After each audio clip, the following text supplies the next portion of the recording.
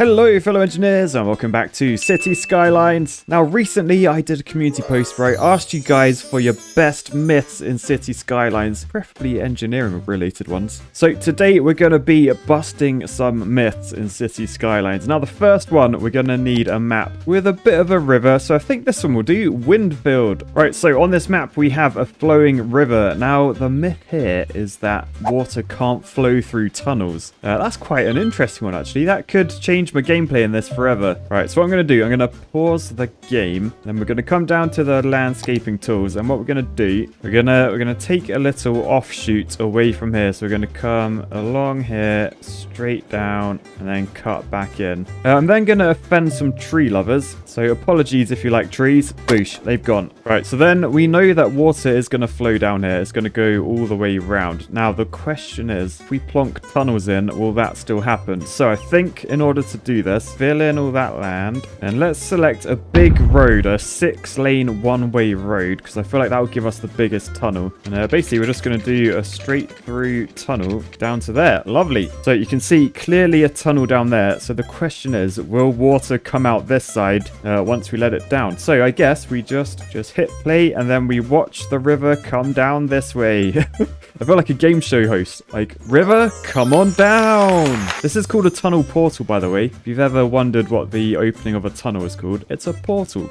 Oh my god. Oh no, I forgot the water flowed back uphill. Oh, poo. Hang on. Slight technical difficulties. Let's just suck that water out quickly with the... Oh, I'm an idiot. I am an idiot. All right, they seem to be sucking up the waters. Oh, it wouldn't be an RCE video if it went well, would it? What I'm going to do this time, I'm going to leave the end closed and just open this top end. So there we go. The water is coming back. And let's see this time, once the water reaches the tunnel portal, will it come out the other side? So water is entering the tunnel down there. It's definitely gone in. Is it going to come out? I'm waiting. I'm waiting. Where are you, water? Well, back over this way. There's definitely water. Definitely water. This side, definitely not. So I feel like, unfortunately, that is myth busted. But in order to make sure we test absolutely everything, I've deleted that tunnel. We'll just make sure we delete the road underneath. Let's try this with railway tracks just to make sure. So you can see I've just let the water through again. We've got a couple of railway tunnels here. Now these ones, they actually look like a lot taller. I'm going to guess the same thing is probably going to happen though. So we'll watch the water enter the tunnel portals on the left. Will they come out this end? No, I've given it a few minutes. Like they're pretty deep. I'm pretty sure if water went through tunnels, it would have come out now. So, well and truly busted. Tunnels do not allow water to flow through them. Right, so for the next myth, we're going to be testing forest fires. And we're going to be seeing whether the wind turbine makes... I'm sorry, this was ridiculous. Whether that fans the fire and makes it spread more. So, oh dear, Matt, what are you doing with your life? So I think what we need 2 identical forest fires. Or perhaps we could do like a forest fire race. So if we head into tree, we can just turn on the oak tree. So I assume that's going to be a fairly flammable tree. I mean, what's a flammable tree? Maybe a giant redwood instead? Is that more flammable? I feel like pine trees are more likely to be flammable, aren't they? Anyway, we're going to be doing a fire tug of war. So let's just fill in all of this. What type of tree did we end up? I assume that's... Is that meant to be an oak tree? That's definitely not a redwood. Definitely not a giant redwood. Anyway, we sort of need a test first to see what way the wind is blowing. So I've planted this windmill down. Let's see. Okay, so it is just blowing that direction. Okay, in which case I'm going to plant loads and loads of windmills as close as I can on this side, and perhaps some on the end to sort of like blow it forwards. All right, then we're going to come to the natural disasters tab, and we've literally got forest fire. So I'm going to select one to start up this end. Boosh. And I'm going to set one down this end as well. And then we can see... Oh my goodness. That's actually working. I mean, look how fast that one's going compared to the one on the right. What? Windmills do actually... Do they? No, that can't be right. Look how much faster this one spread. I mean, I wonder, do they stop ever? Is this one still spreading? I'm sort of looking at that tree there. Is that going to set alight anytime soon? Yeah, okay. still spreading then. I feel like this side is sort of, it's burnt itself out, but that went up so much faster than this one. I'm going to do one more test just because there is a cooldown on the forest fire thing. So I did actually start this one a little bit sooner than this one. So I'll just do an identical strip up here. Oh, look, the wind direction has changed. Tell you what, we'll put all the windmills down this side this time. I'm pretty sure windmills don't have a direction. Well, if anything, the air comes out the back with these, right? Because the wind is spinning them. They're not creating wind. Right, so we'll start the fire on the same as last time. Look, you'll see, so we got a cooldown. So if I press play, the cooldown reduces. And then I've started that one. So there's only a few seconds different. Yeah, but let's see how I don't see any fires. Maybe, do I have to wait for this one to go out? Tell you what, let's delete all of these burnt trees. Boosh. That is one way to get rid of a forest fire. All right, then I guess we'll do this again. So forest fire there. Forest fire there. All right, here we go. Fire raging on this side. Fire going... Oh, it's going quite a lot slower, actually. Okay, so looking at this, it just looks like the first forest fire burns a lot quicker than the second one, apparently.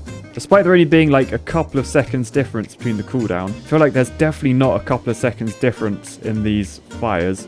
The left side is just, I don't know, a lot more flammable for some reason. So, thankfully, myth busted.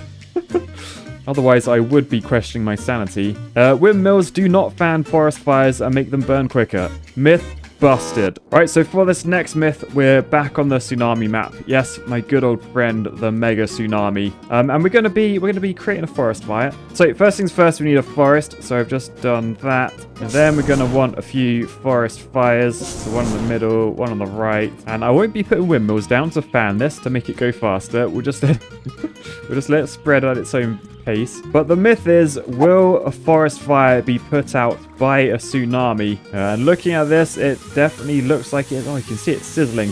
I mean, if you watched my last tsunami video, you'll know we did already figure this one out. So this is just 100% confirmation. Forest fires are put out by tsunamis. So this myth is confirmed. So for this next myth, you might remember the video where I literally drained an entire sea using like some mega pumps. So this is the map I've just loaded up, and this is the result. So this was the beach, and basically I just did loads and loads and loads of pumps, pushing the sea all the way back to this point. So you can see this is where the sea enters from the edge of the map. I've got pumps all the way around the edge. Yeah, and then it comes in here. So this was just to like show that like I haven't just blocked the sea off. I was pumping them. But our next myth is, can you replace the sea with poo? Now, I've already got a city built over here. You can see it was fairly efficient, but things didn't go too well. We've got like fires. No one's got water or anything like that. It's seen better days, but basically, in order to create enough poo to fill the entire sea here, we're going to need a lot more cityage. So first off, we're going to need like a mega city sort of thing. So I'm sort of thinking if I just, I don't know, do some sort of grid pattern. Yeah, I know grids. If I just fill in a load of roads like this, and then since I've got the infinite demand mod on, we've got very high demand for everything. So basically, if I paint a load of residential, and then some offices, some shops, and some commercial, then look, everyone is building, they're all moving in and stuff. And then I think I can just use the move it mod. So I can select like all of that, and then I can just copy it like next to it, then just start filling this place in with loads of buildings and stuff. All right, now because I've copied, I am going to have to fill in like everything sort of all over again with the demand tool. All right, then in order for people to move in, I'm going to have to connect all of these together. Now this is going to be very messy. There's going to be traffic everywhere, but I'm not trying to build an efficient city. I'm just trying to put one together as quickly as possible. So if I just connect like all four corners together, then like all of these are going to be connected together. Yeah, that seems like a good idea. All right, so they're all connected. People are screaming out for water and electricity. So we'll pipe this up as quickly as we can, which basically just involves zigzagging from side to side and up and down. And we'll just connect these up to the pipe network. And then that should mean everyone has water. In order to give them electricity, we're going to need like a load of nuclear plants. So let's just shove these in like wherever. All right, then when we press play, hopefully all the warnings should go. Oh man, I didn't realize I was building cities quite that high in the... Look how precariously the buildings look. Oh, the world's most dangerous construction jobs. Anyway, just got to make sure these pumps have power. So we'll just put a load of them around the edge, connect up some power lines. Right, and then everyone's reasonably happy, I think. But they won't be for long because they currently have nowhere to poo. Yep, there you go. There's all the warning symbols. They're all struggling to poo because their toilets aren't connected to anything. Now, before we can replace the C with poo, we're going to have to get rid of these pumps on the inside. So we'll select all those, press delete, same with those. And then finally, I do just need to close this off. So we're not going to have an opening from the sea anymore. So let's just shut that up like that.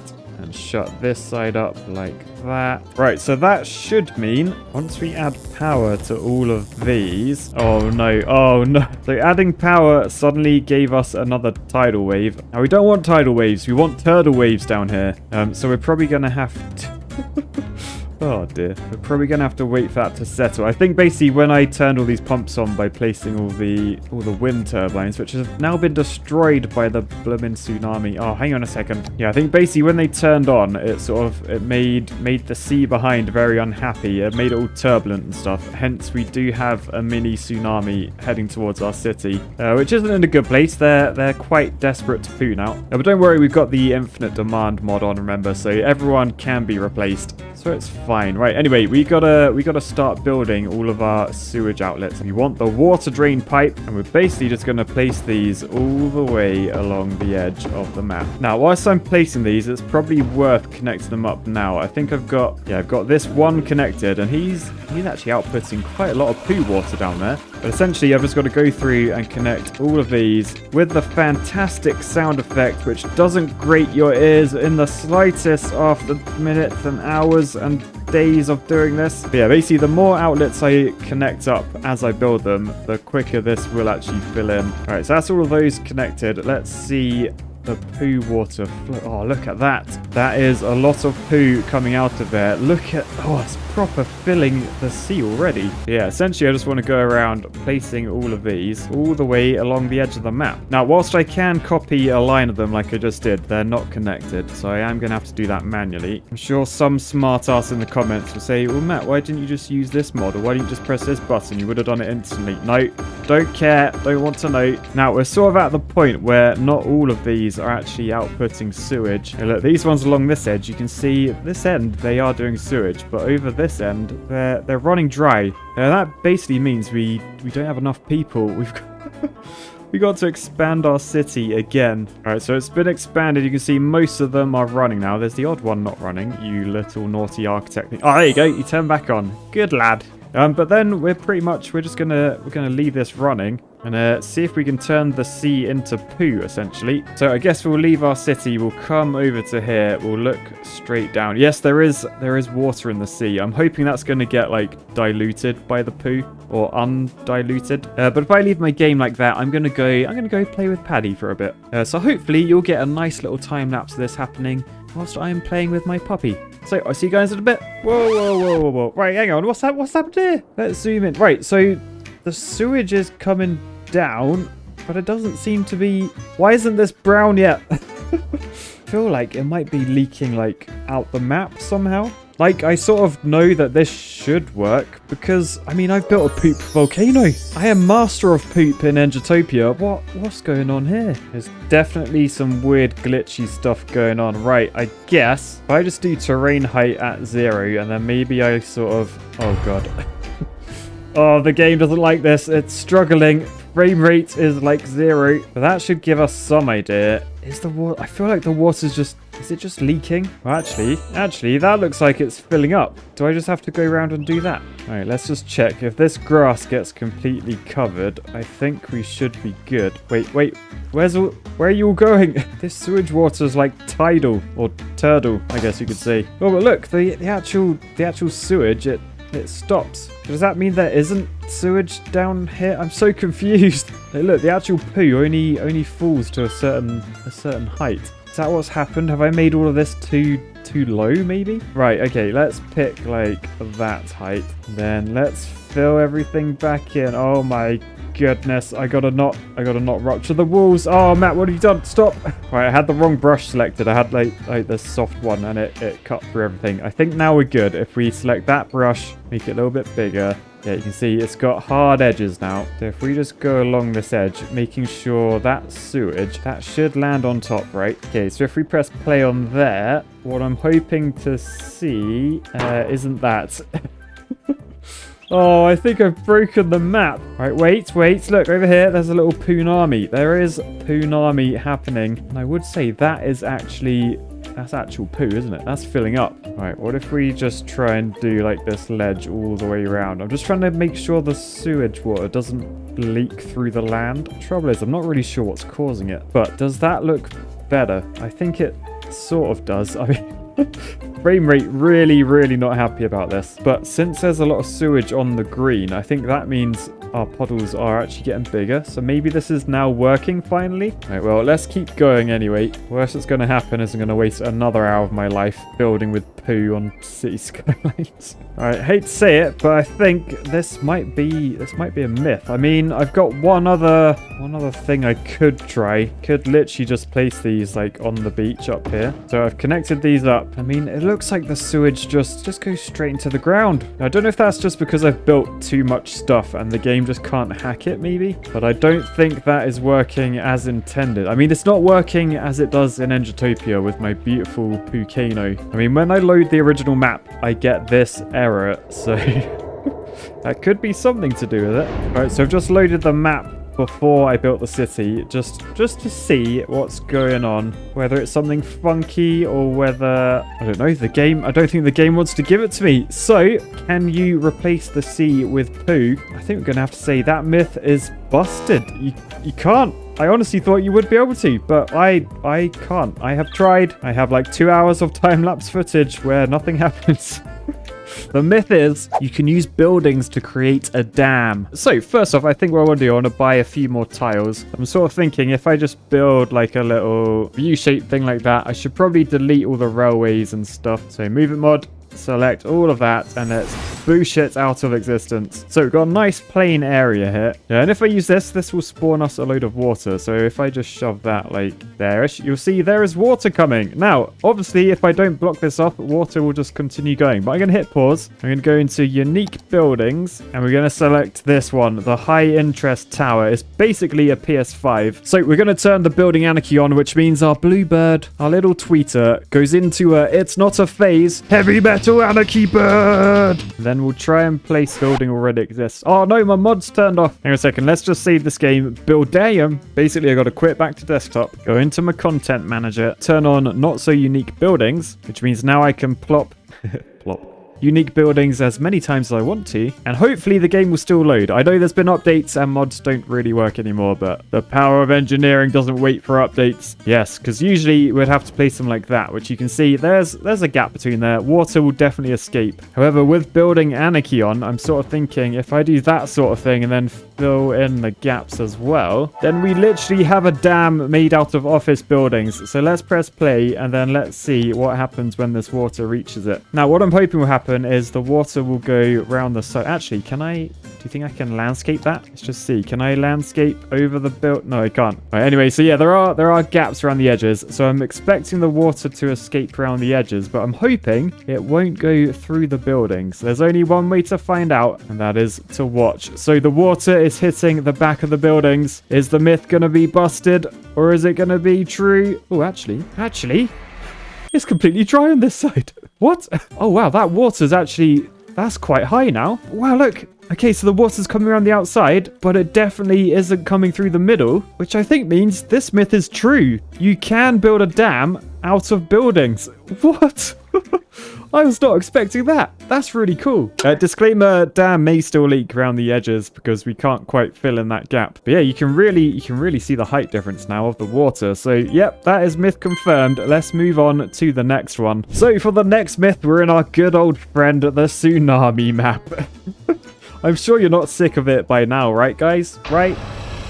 But the myth on this is that a meteor strike can stop the mega tsunami. So if we come down to here, landscape and disasters, and then we ignore all these tabs and we go to this one at the end, the disasters tab, we have all sorts of things to play with, which I sort of forgot about. But this one on the end is a meteor strike. And basically it gives me a little crosshair so that I can aim my meteor. Now, first off, I'm going to do a nice little seaside resort, I think, just so we can measure like where the shoreline is. Because obviously, as we've seen before, as the shoreline changes, like as the water level goes up and down, this grass and sand line does actually move. So we've got people building their seaside resort now, which gives us a nice little base point to see whether we can protect them from the tsunami with meteor strikes. So first things first, I guess we just gotta hit it with a few meteor strikes. Now, doesn't appear to be a cooldown on these, so I guess I can just spam them like all the way along it. I don't know how long they take either. I should probably do them a little bit earlier as well, actually. Oh man, the tsunami, it's really moving. Where's the meteors? Oh, there it is. There it is. Nope. Oh no, we missed. We missed in a big way. All right, there's another one. Oh, we definitely missed. Oh god, what's happening up there? We've made like a black hole. Oh, all the meteors are like missing the tsunami. They're all hitting behind it. Oh no. Right, there's a lot of meteors coming in right now, and we can see they're making quite a splash impact back here. They're still coming in now, like boosh. The camera's just auto taking me all over the place because I launched so many meteors. I'm not gonna lie though, I've completely missed all of these. I think what we'll do, we'll predict where it's gonna be by the time it gets there. So let's just do a load like about that sort of range. All right, there's a meteor coming down. That looks like that's actually a good one. Oh no, it missed. It missed. I will say, not looking very good from a city there. They're being swept away and the tsunami's not even here yet. Right, well, where's the next wave of meteors? Right, there comes one. There comes two. Right, there you go. Right in front of it. That's actually perfect in terms of trying to disrupt. The camera keeps moving me there. Look at that. Look at that. Oh, that is beautiful. Oh, we can actually see that's done something. Not a lot though. Yeah, not really doing a lot, those meteors, even perfectly timed ones. All right, let's go again. We're gonna have to get pretty close to the city here. So come on, meteors, where are you? Oh, come on, meteors, it's getting pretty close now. I don't like this. Well, the meteors were late, so I think that means that is completely busted, because can a meteor stop the mega tsunami? No chance.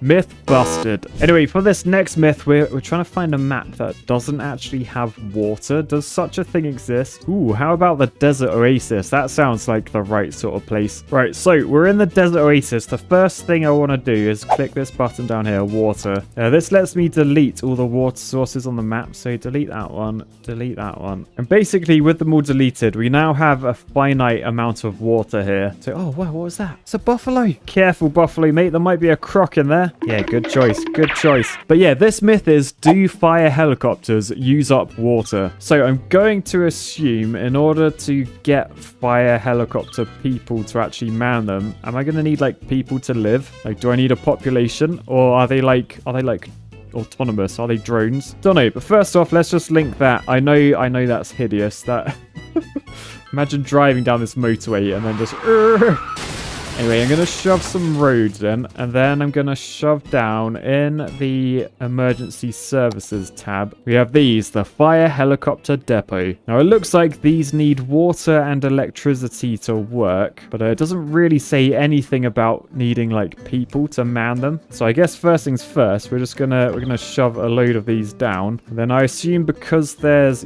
multiple problems, we probably can't spawn the helicopters until we give them electricity and water. So we can give them water with a water tower, and then if we put some wind turbines down, that should power everything. Although they are complaining about poo. Is that a problem? Tell you what, let's use the sinkhole natural disaster. We'll bung it over there. So as you can see here, there is a sinkhole forming.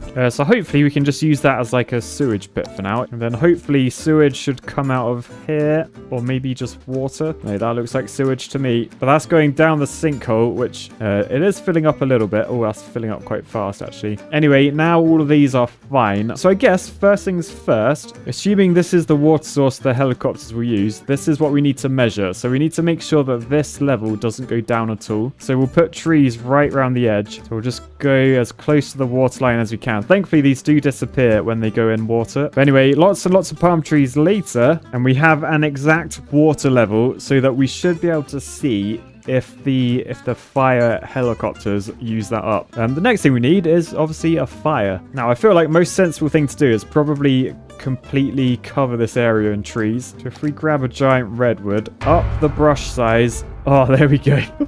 That's a lot of trees. And then we can use the forest fire natural disaster. So I'm going to shove this probably over in this corner to start. Right, so we have a fire. In order for them to spot this, actually, I just remembered, we need some watchtowers. So we'll shove that sort of in the middle there. Another one over there. All right, and then if we head back over here, yes, look, they're going. The helicopters are taking off. So what I'm hoping they do is, hey, where are they going? Where are they going? Oh, you're not.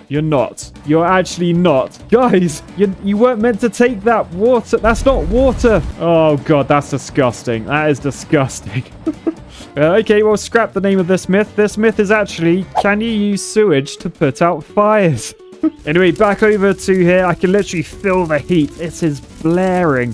Don't worry, the cavalry is here, though, with their poo water ready to drop on the forest fires. So there it goes. That's going to smell amazing. Right, oh, and to be fair to them, they're putting a bit of a dent in the fire. Man, this is an ingenious idea. Why don't I just do this normally? Rather than like building volcanoes and stuff, I should just be putting out forest fires. I mean, I can only assume this is like fertilizing the land as well. I'm sure there's some like bears or squirrels down here that probably massively disagree, like covered in actual poo. But yeah, helicopters, they sure do want to use the old sewage. Fair enough.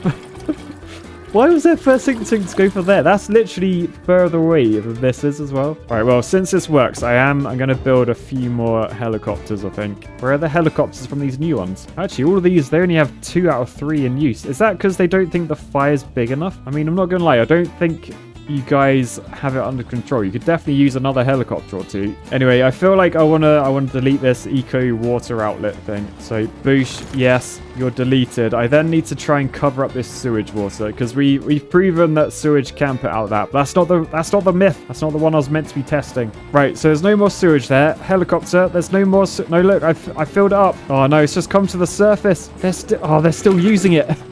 Aha, right. Now they're actually using the correct water source. Although they're all landing now. Why are you all landing? Hopefully it's not because there is a sewage problem here. I think it's just because we've put the fire out. Okay, so let's start another forest fire. Yeah, but this time bigger. So we're going to have one there. We're going to have another one in the middle and one down that end as well. So hopefully, yes, look. Yes, they're all taking the water out of here. So this is, I think what we're going to do, we're going to leave the camera looking at this. 12 seconds later. Yeah, I left it going for a few seconds and everyone buggered off. Is that because... I think it's because sewage is backing up. Oh, god damn. Right, is there a way to deal with sewage without... Oh, yes, this one.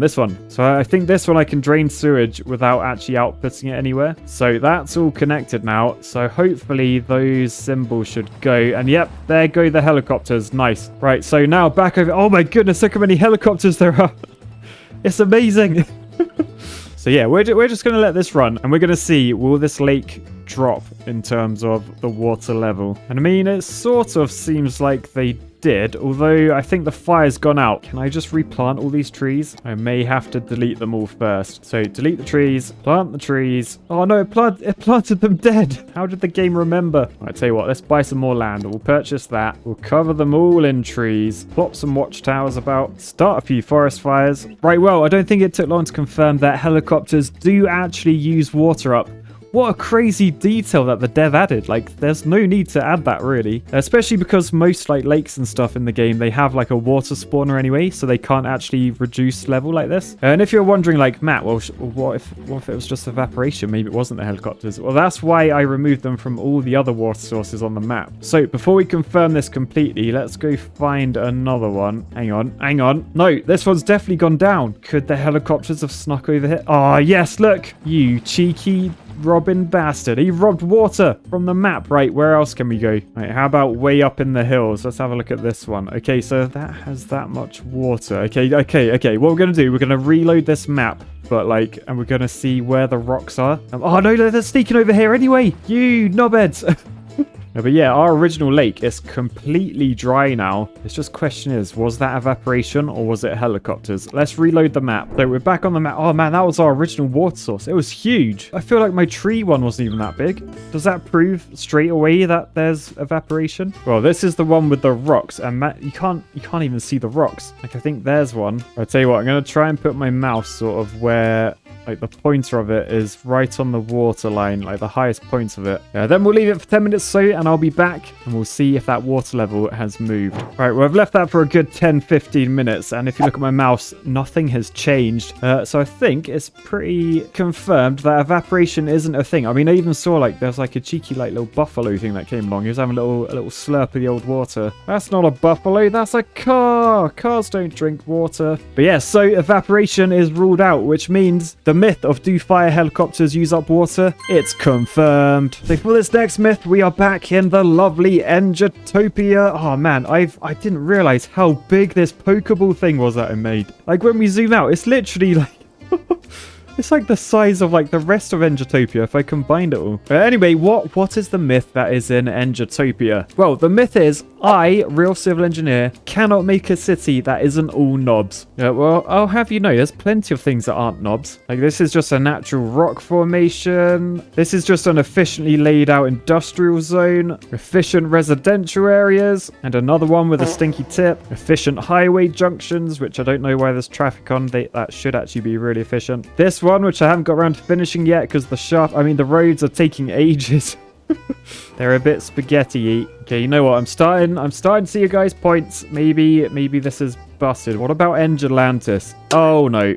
No. Okay, so can I make a city that isn't just knobs? No, I can't. Myth busted. But there is another myth to bust in Engitopia, and it revolves around this. The Pookano. Now, if you have been watching my Engitopia series, you'll know that everyone down there, they all poo. They can't help it. That's just the way things are. And when they do poo, the poo comes out of these little sewage outlets here into this Pookano. That's the island where the architects live. And then we've got some hydroelectric dams and some cleaners in here. So that all gets cleaned as it comes down and provides energy. And then the water inlets suck it back up again. So we've basically made infinite power here. A feat of engineering. However, we've got a myth that says turning the Pookano into a Tsunami will destroy Engitopia. So I guess there's only one thing to do. Hit pause. We'll delete everything over there. Delete everything up there. Delete. Oh, and then we're going to do something sacrilege. Absolutely sacrilege. We're going to go into the landscaping tool. We're going to select the level terrain tool. And then we're literally going to cut away at this wall. Oh. Oh, this is not good. This is really, really not good. As you can see, the walls have now gone. Oh, no.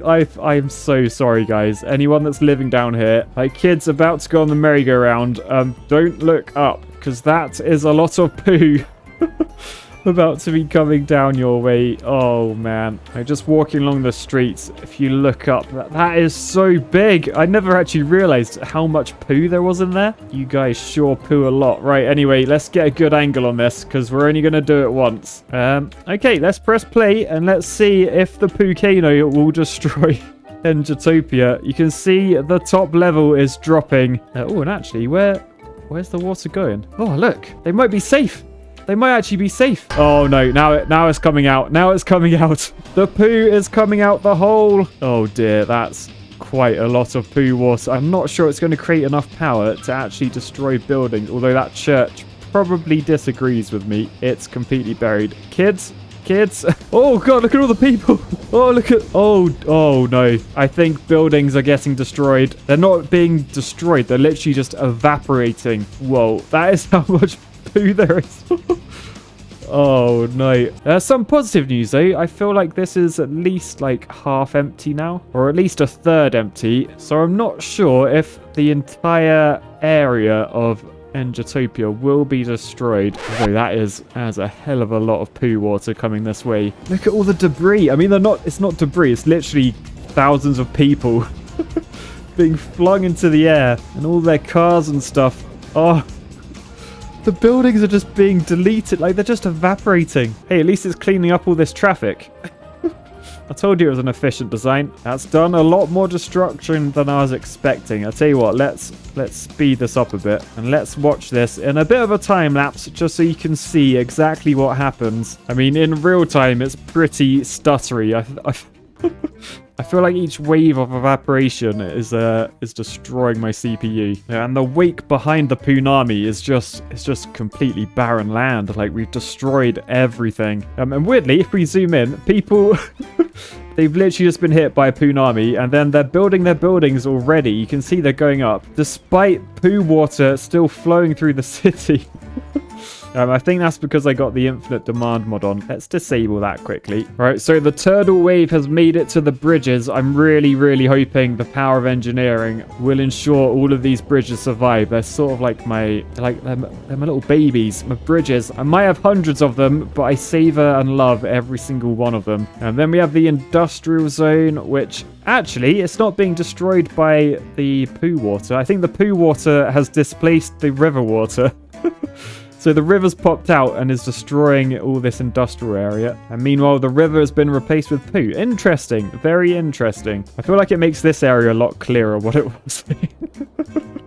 Oh, the veiny roads. Disgusting, that. Disgusting. So, the myth saying the volcano will completely destroy Engitopia is confirmed. And that was really, really painful to do, actually. I hope I didn't save this. I tell you what, I'm going to Alt F4 out the game just to make sure. And this time, we're on a nice level because I've got a bit of... bridge!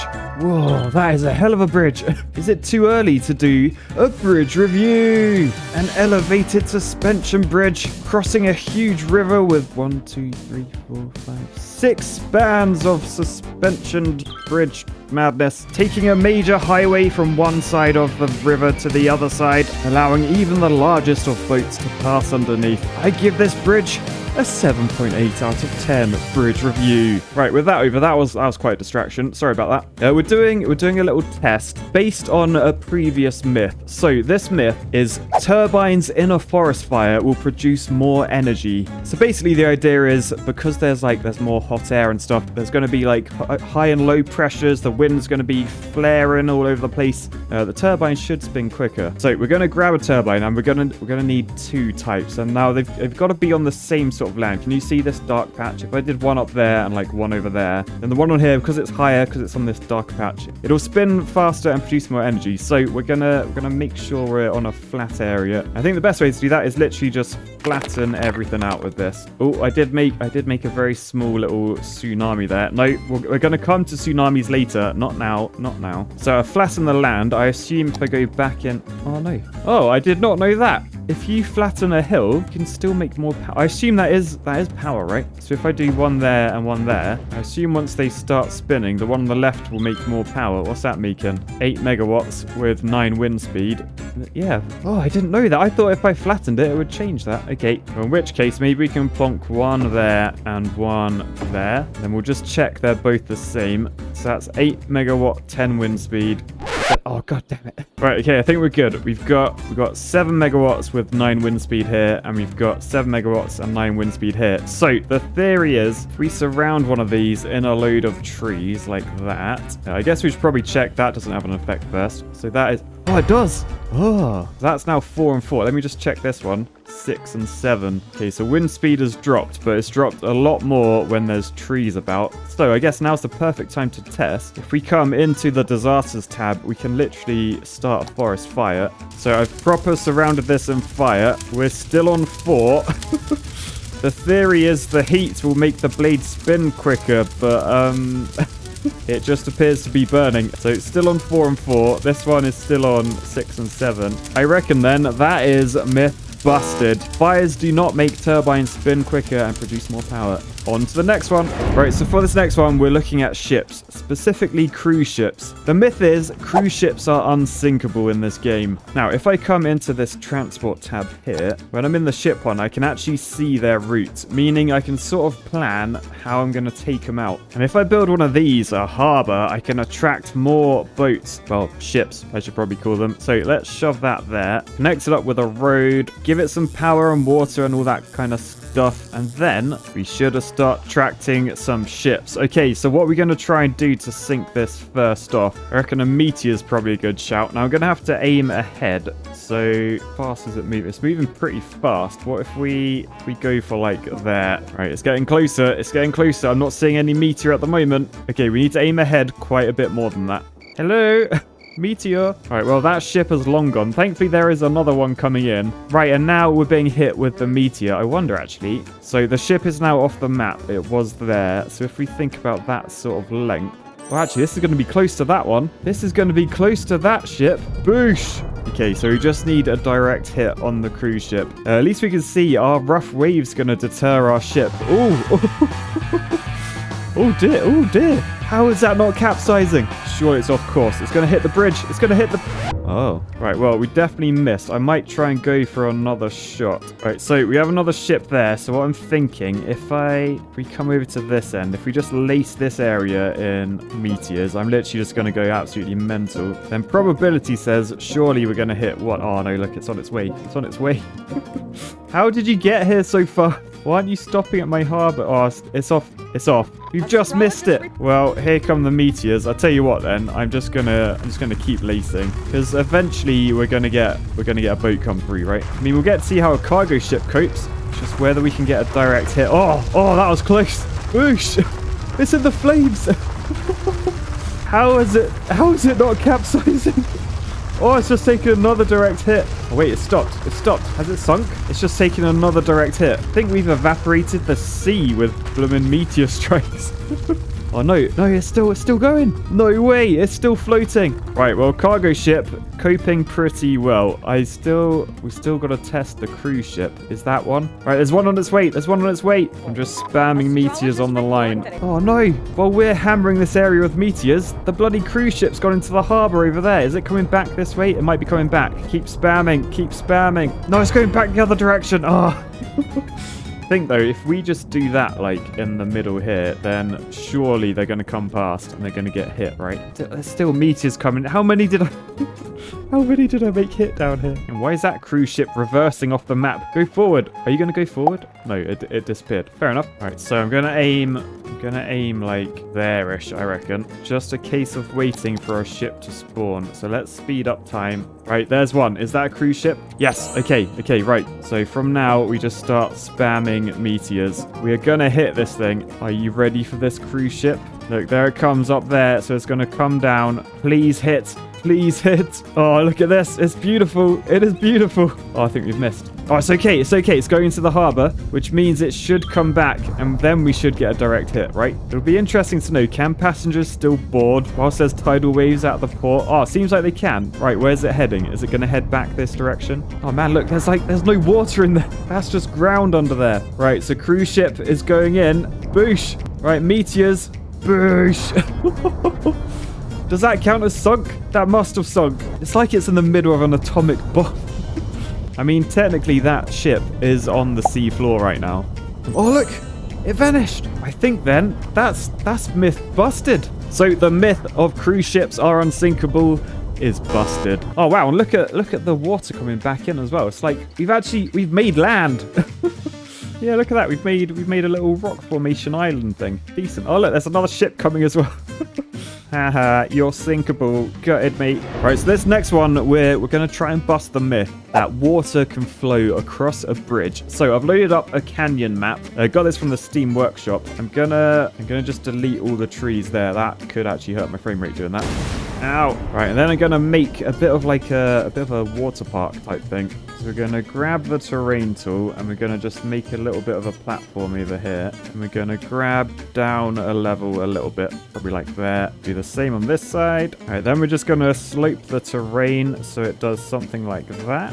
because water does in fact like to flow downhill. We'll then plop some flood walls like that, so hopefully water won't escape. And then we're just going to span this canyon with bridges. Well, the height is too high apparently, so actually first, let's just raise that level up a bit. All right, now obviously we can't build bridges too close to each other because the game's like, you can't just build a bridge in a bridge map. That's bridgeception. That's immature. However, if I turn my little Tweety bird from a normal bird into a hardcore metal bird, then that's anarchy, which means we can basically build wherever we want. Meaning I can just do a lot of this, and then we've got a load of bridge. And if we get like proper zoomed in, you can sort of see there's no gaps anywhere. Like from underneath looking up, you can't see the sky. It's pitch black. Now we just need to spawn water up here, and that's quite easily done. So if we come into this tab, the water one, we can place a water source. So if we place that there, and then we just press play, we should see, yes, water is being formed. So what we should see is water flowing down this hill, and hopefully, if the myth is correct, it should cross all these bridges and get to this side.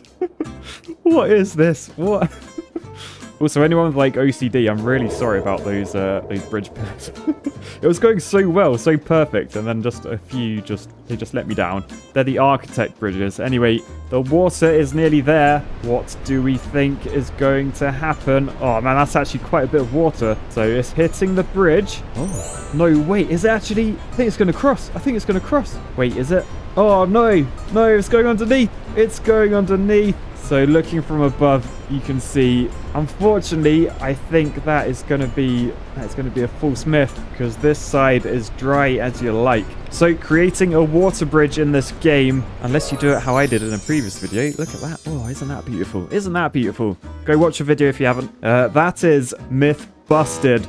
Pretty cool though. Right, this next myth is a tsunami myth. You're joking.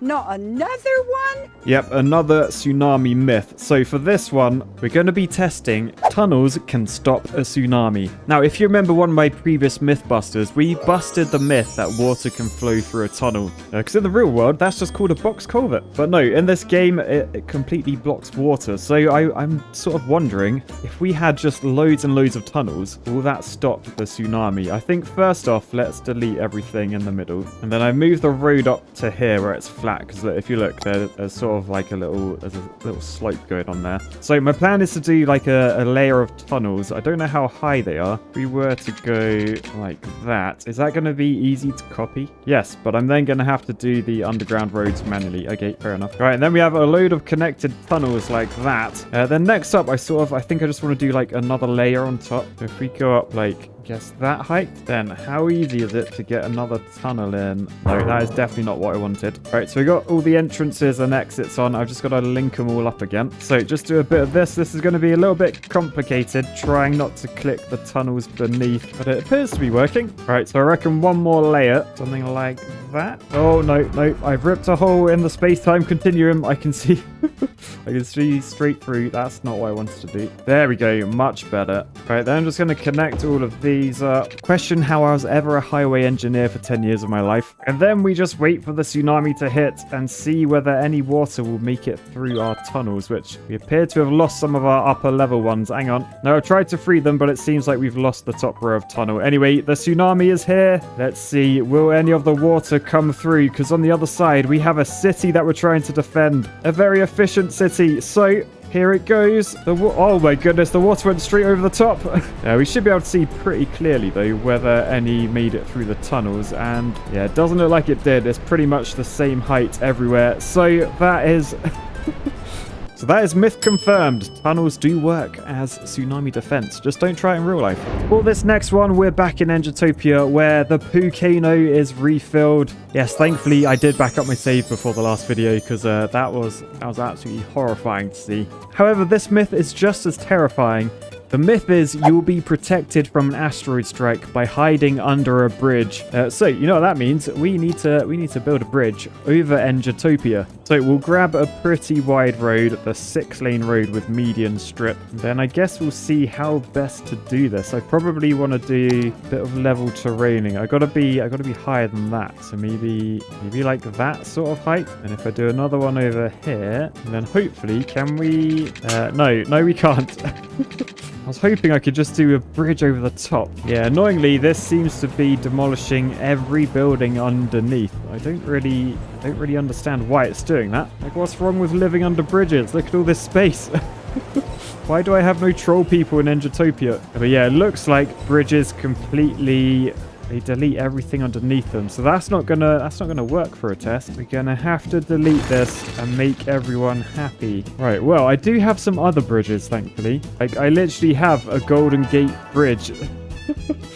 The only downside, it doesn't actually have any road on it. Now, I've just placed some road on it, but it's proper glitching out. Like, it disappears depending on what camera angle you use. This doesn't seem right, in my opinion. But sod it. Let's just spam these down and let's see. Let's see if it will actually protect the city. Oh, wow. I've literally put a roof over Engitopia. Hey, look at that. Is that gonna... I mean, that could work. I feel like an asteroid shouldn't get through there. It's just whether it will. So I guess, do we throw an asteroid at this thing and see if it works? So Meteor strike, let's wang it on there, right in the middle. Then I guess we just wait and see to see if this works. I mean, I'm not gonna lie, I can't actually call what way this is gonna go. Maybe this bridge won't work, but maybe other ones might do. So like from above, there's definite gaps. There's like squares everywhere. But I feel like they're smaller than a meteor, so it could/should hit. Oh, there it is. There it is. Right, so this is the zoomed in shot. Oh no, it went straight through. It went straight through. Oh no. Oh, it actually... oh my goodness. No. Oh no. Oh. Well, the Golden Gate isn't meteor-proof. City got destroyed and bridges got destroyed. That wasn't ideal. Right, so this time I'm going to try the normal bridges again, which is this 6-laner. I've made a much smaller stretch. If I turn Anarchy back on, there we go. We can make these bridges pretty easily. So I'm going to do what I did on the water bridge myth, and we'll just do that sort of thing. Because I think the trouble with using the modded bridges that I used before is they're in this electricity tab. So I think essentially, like all these bridges, they're not actually bridges. They're like pylons. And obviously with these pylons, I don't think the wire, I don't think that's like an actual object. Whereas hopefully with this layout, we should see that this works. I mean, unfortunately, all the houses underneath got destroyed. So there's suddenly hundreds and hundreds of homeless people. Look, there's a dog. That dog just got in a sports car. Did you see that? But there is still a skate park because skate parks are always located under bridges. So I guess we're going to see, can we protect that from another meteor strike? Boosh. Right, time to see how this goes. I'm actually more intrigued about this one because I feel like that's a much more solid platform. It's pretty much darkness under there. Like, I feel like if I was a meteor, I would struggle to get through that. It's been well engineered, in my opinion. Oh, look, there it is in the sky. So it's going to come down at that angle. So let's see how this gets on. Boosh. Oh, it went straight through. And it destroyed them again.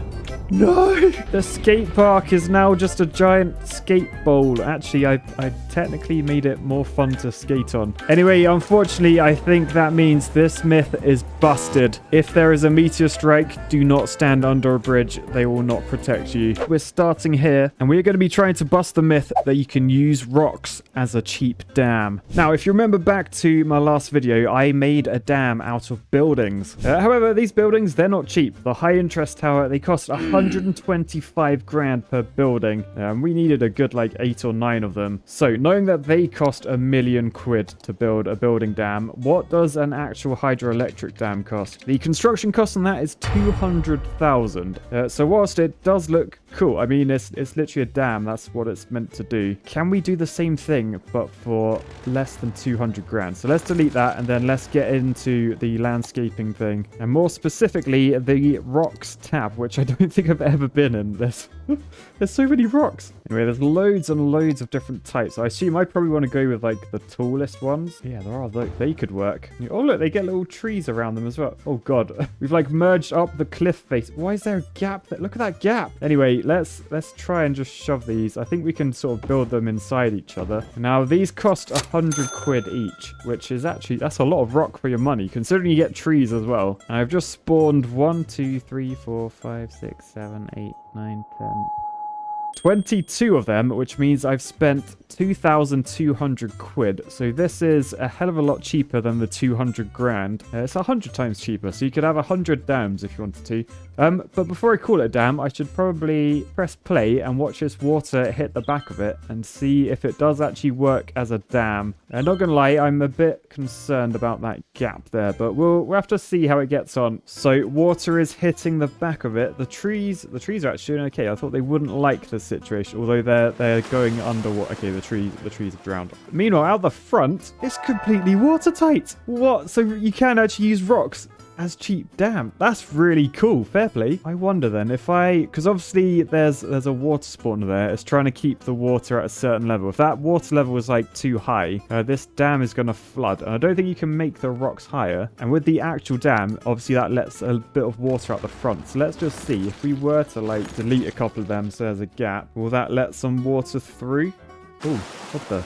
Yes. Yeah, there it goes. There it goes. Okay, so that's cool. So basically, yeah, that's exactly the same as a normal dam. It's letting a little bit of water out. So you can use rocks as cheap dams. That is myth confirmed. So for this next myth, I've loaded up the water bridge map, mainly just because I think it's cool and I want to show it off again.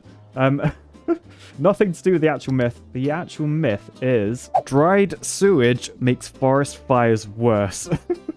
Oh, I can't believe I'm testing this one. So basically, the idea is the sewage acts as fertilizer. But yeah, the reason I've actually picked this map is because we've got some buildings and stuff. So we should be able to do some like sewage. Because I can just get rid of this. This is my like sewage plant. So what I'm going to do, I'm going to flatten an area like that. By the way, people that told me the terrain isn't broken. Look at that. It looks like a blooming dinosaur's back. But yeah, basically I was told I was using like that one, the blob, which has like sharp edges. Which is fair enough, but they suggest I use like a soft one. So for example, let's go with the softest brush there is. And we'll do another line like up here. And we'll see, does it do the same thing? Yes. Yes, it does. Oh, look, I've brought the tree to the surface. And that's while looking straight down vertically as well. And even with the brush strength at 0.5, if I put it up to 1, it still does the same thing. You can't just do a smooth mound anymore. It's like so lumpy. There's only modders that actually knows like what's going on. Is it the mod? Is it me? I don't know. Like, look at it. That's... What is that? Right, well, I've made that. I'm then going to go and delete. Oh, wait, no, you're an incineration plant. Where's the water treatment? Oh, you're over here. You're over here. Oh, yeah, that's dumping poo into the river. We don't want that. We don't want that. So we're getting rid of you. Boosh. And we're going to want to dump some sewage down one side of this. Now, what I'm going to do, I'm going to plant trees all over the place first. So there you go. That's all painted in with trees. Lovely jubbly. Now, I'm then going to delete them from the middle because I don't want the fire to spread from one side to the other. So we basically do a bit of that. Press delete. All right, so that's good. We got two pretty much identical strips. The thing you'll notice here, I do actually have trees in the middle. Yeah, that's because I wanted this high enough so that sewage didn't leak from one side to the other.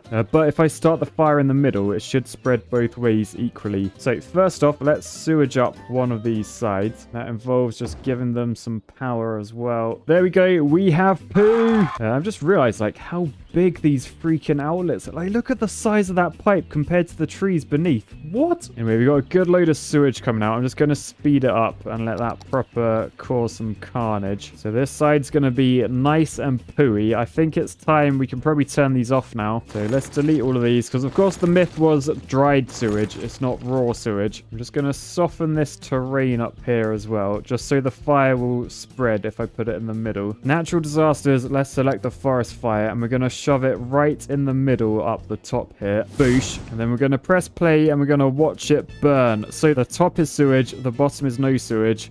Is the top going to burn faster than the bottom? It's not looking likely at the moment. Although actually, the top one is sort of drifting ahead a bit. Maybe there is some logic to this after all. I wasn't expecting that. I'm just thinking like maybe the more sewage, like there's going to be way more sewage down the bottom. So maybe that is making it jump. Although check out the bottom one. That's jumped a little bit as well. All right, let's just time lapse that till the end and we'll see how it's looking. Well, you can see in the end, the top one actually went out before the bottom one. I feel like the bottom one's about to burn itself out anyway, but I'm pretty sure we can say that myth is busted. Dried sewage does not make forest fires worse. So if you're spilling sewage everywhere, you don't need to worry about those forest fires getting out of hand. Anyway, on to the next myth. Oh, hang on a sec. What happened here? What happened here?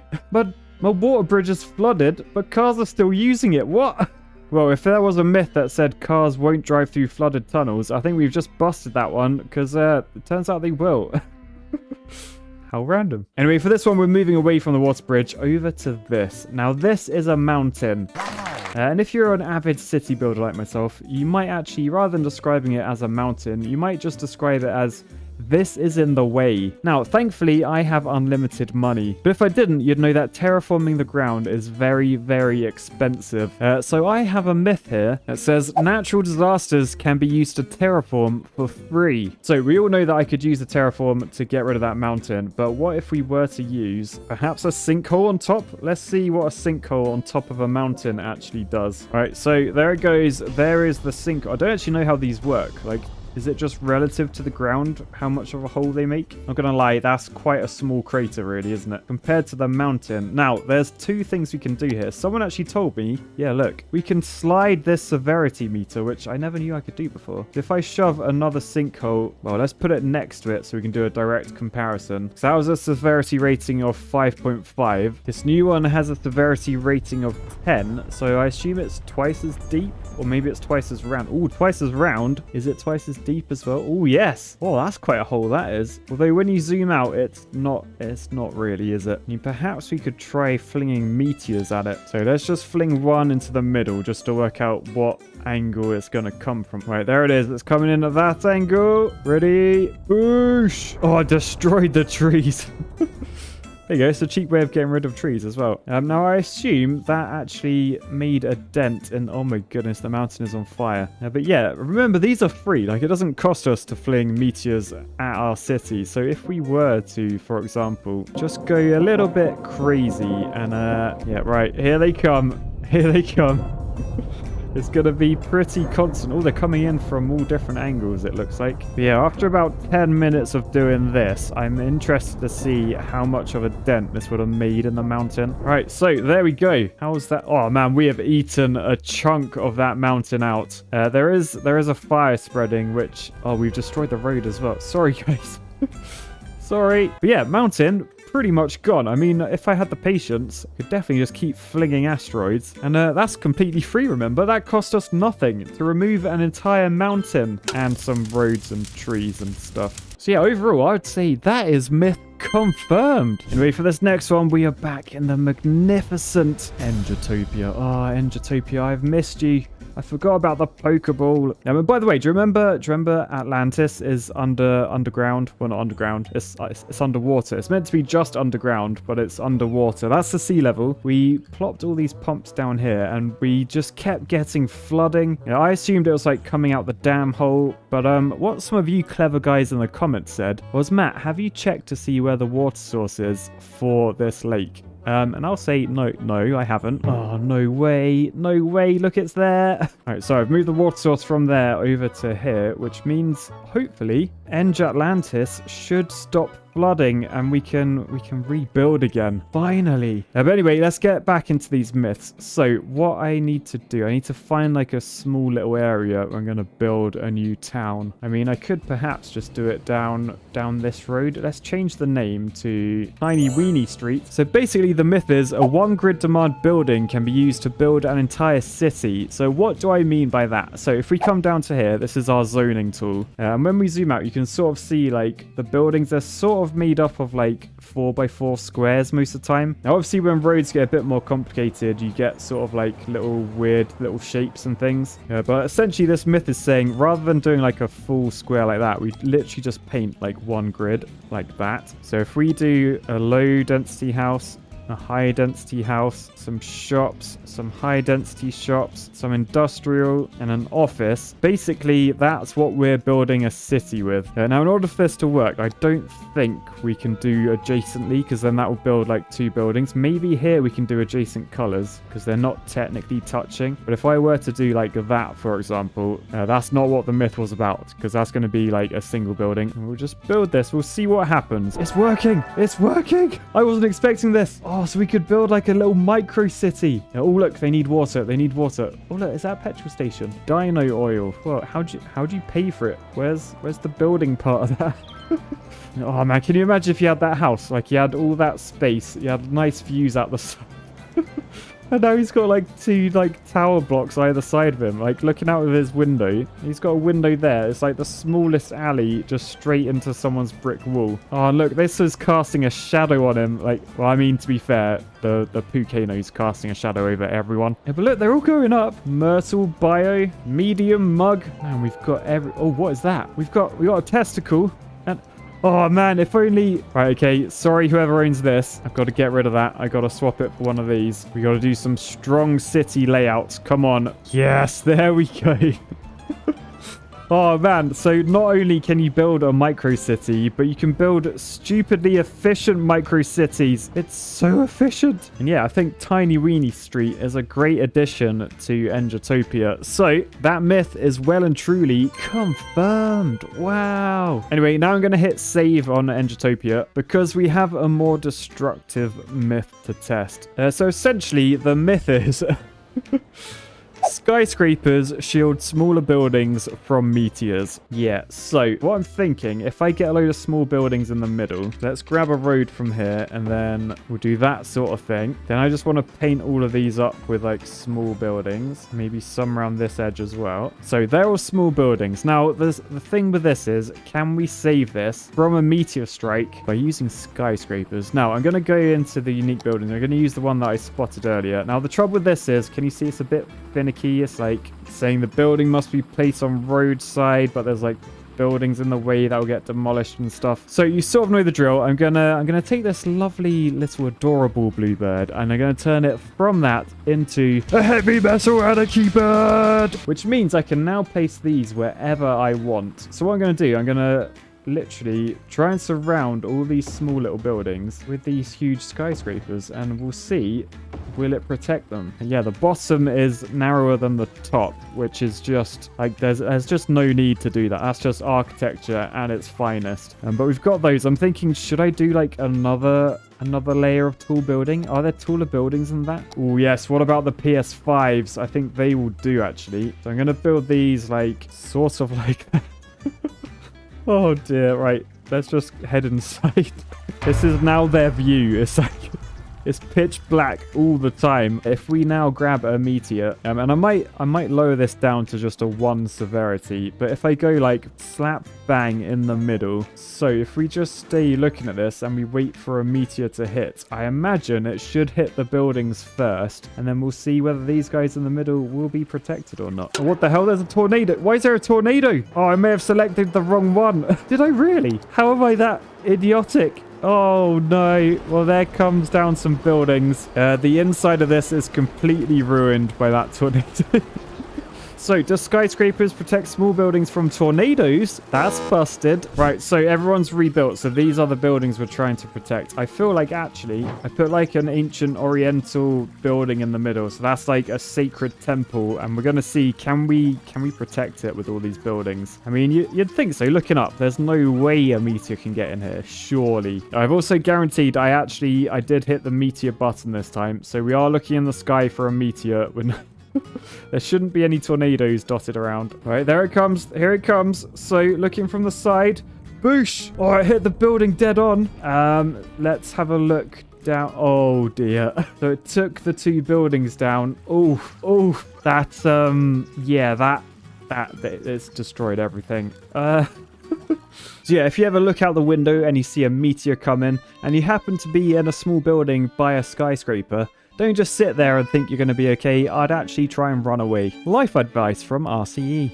Sorry, sacred temple that I destroyed. So yeah, sadly, that is myth busted. Oi, look out. We've got the fire brigade and they're dropping water on these buildings to put the fires out. And that brings us swiftly on to our next myth. For this next myth, we're back on our favorite map, the Tsunami map. First off, we need to do some tweaks to the water sources. So water source there, deleted.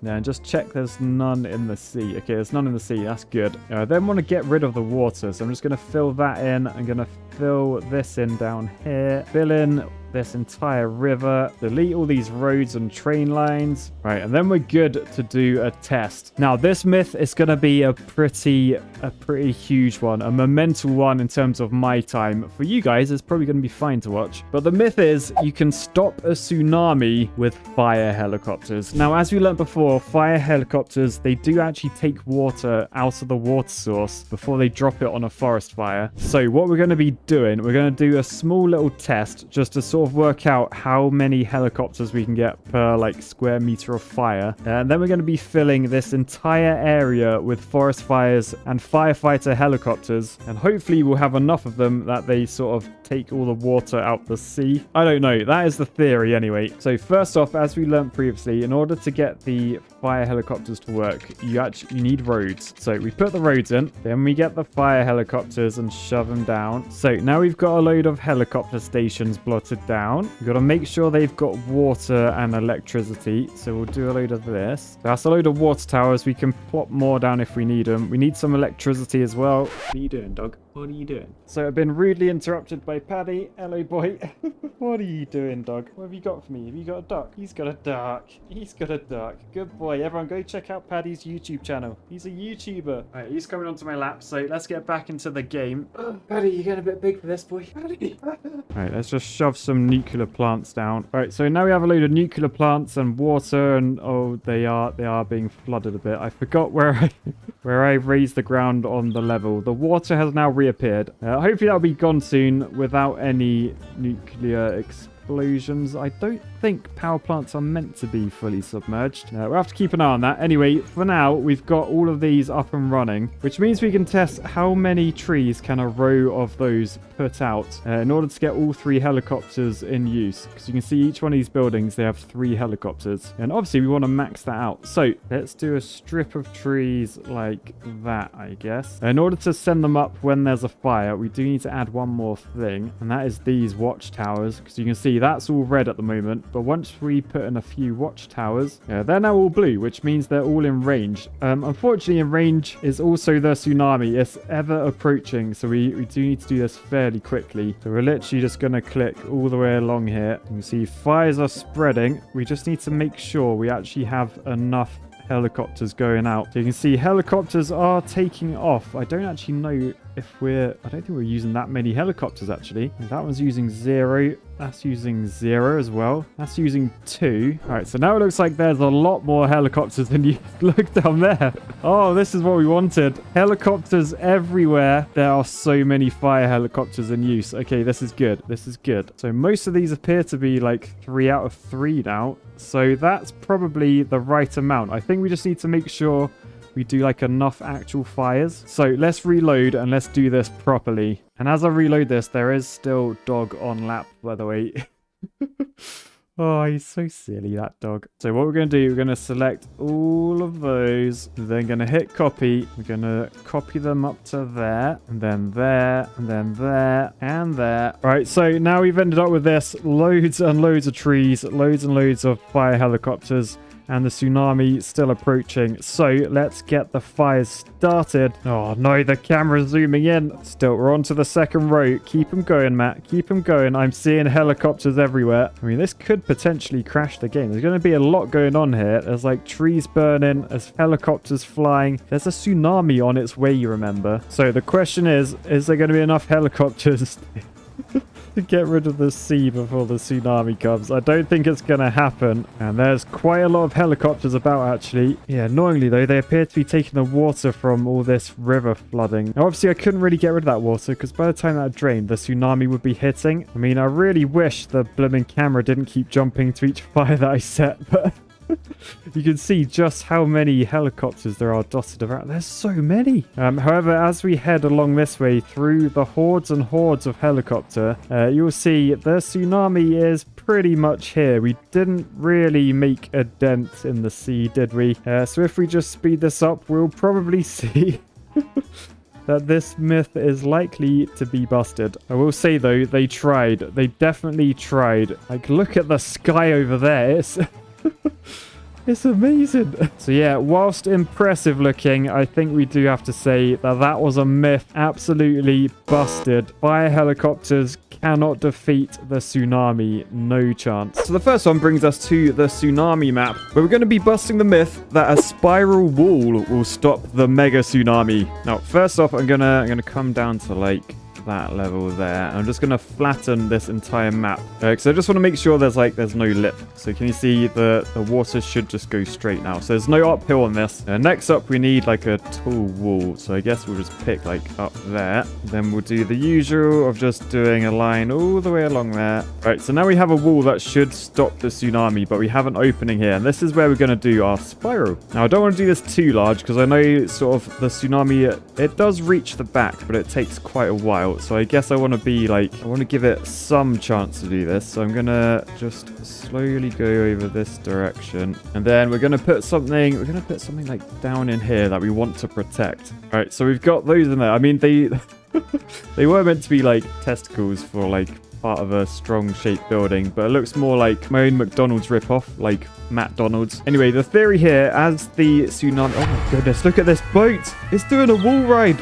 What? How are those cargo containers staying up? That is impressive. Anyway, the theory is, as the tsunami enters here and sort of wraps around, I think because the game simulates it more like water, we don't actually get the curved motion. So it's sort of, it will fling forwards and then it will like bounce off in a different direction. It won't curve around. So the theory is the first ever branch of McMat will be completely safe. Yes, I realize I can't remember the name of my own fast food restaurant. Anyway, so you can see the tsunami is now approaching. You can see how tall I've done the walls actually. This is a mega tsunami. And it's completely dwarfed by those walls. So let's see what happens as it enters. So as expected, either side the big walls, the wave should get reflected back. Yeah, there it goes. And then we've got the test tsunami coming in. And I guess if we watch this from above, like time lapse, we should be able to see like what I mean by the waves of light, because you'd expect a wave coming in to sort of curve around the walls, but it's sort of staying straight. No, actually, it isn't. It is curving around the walls, I think.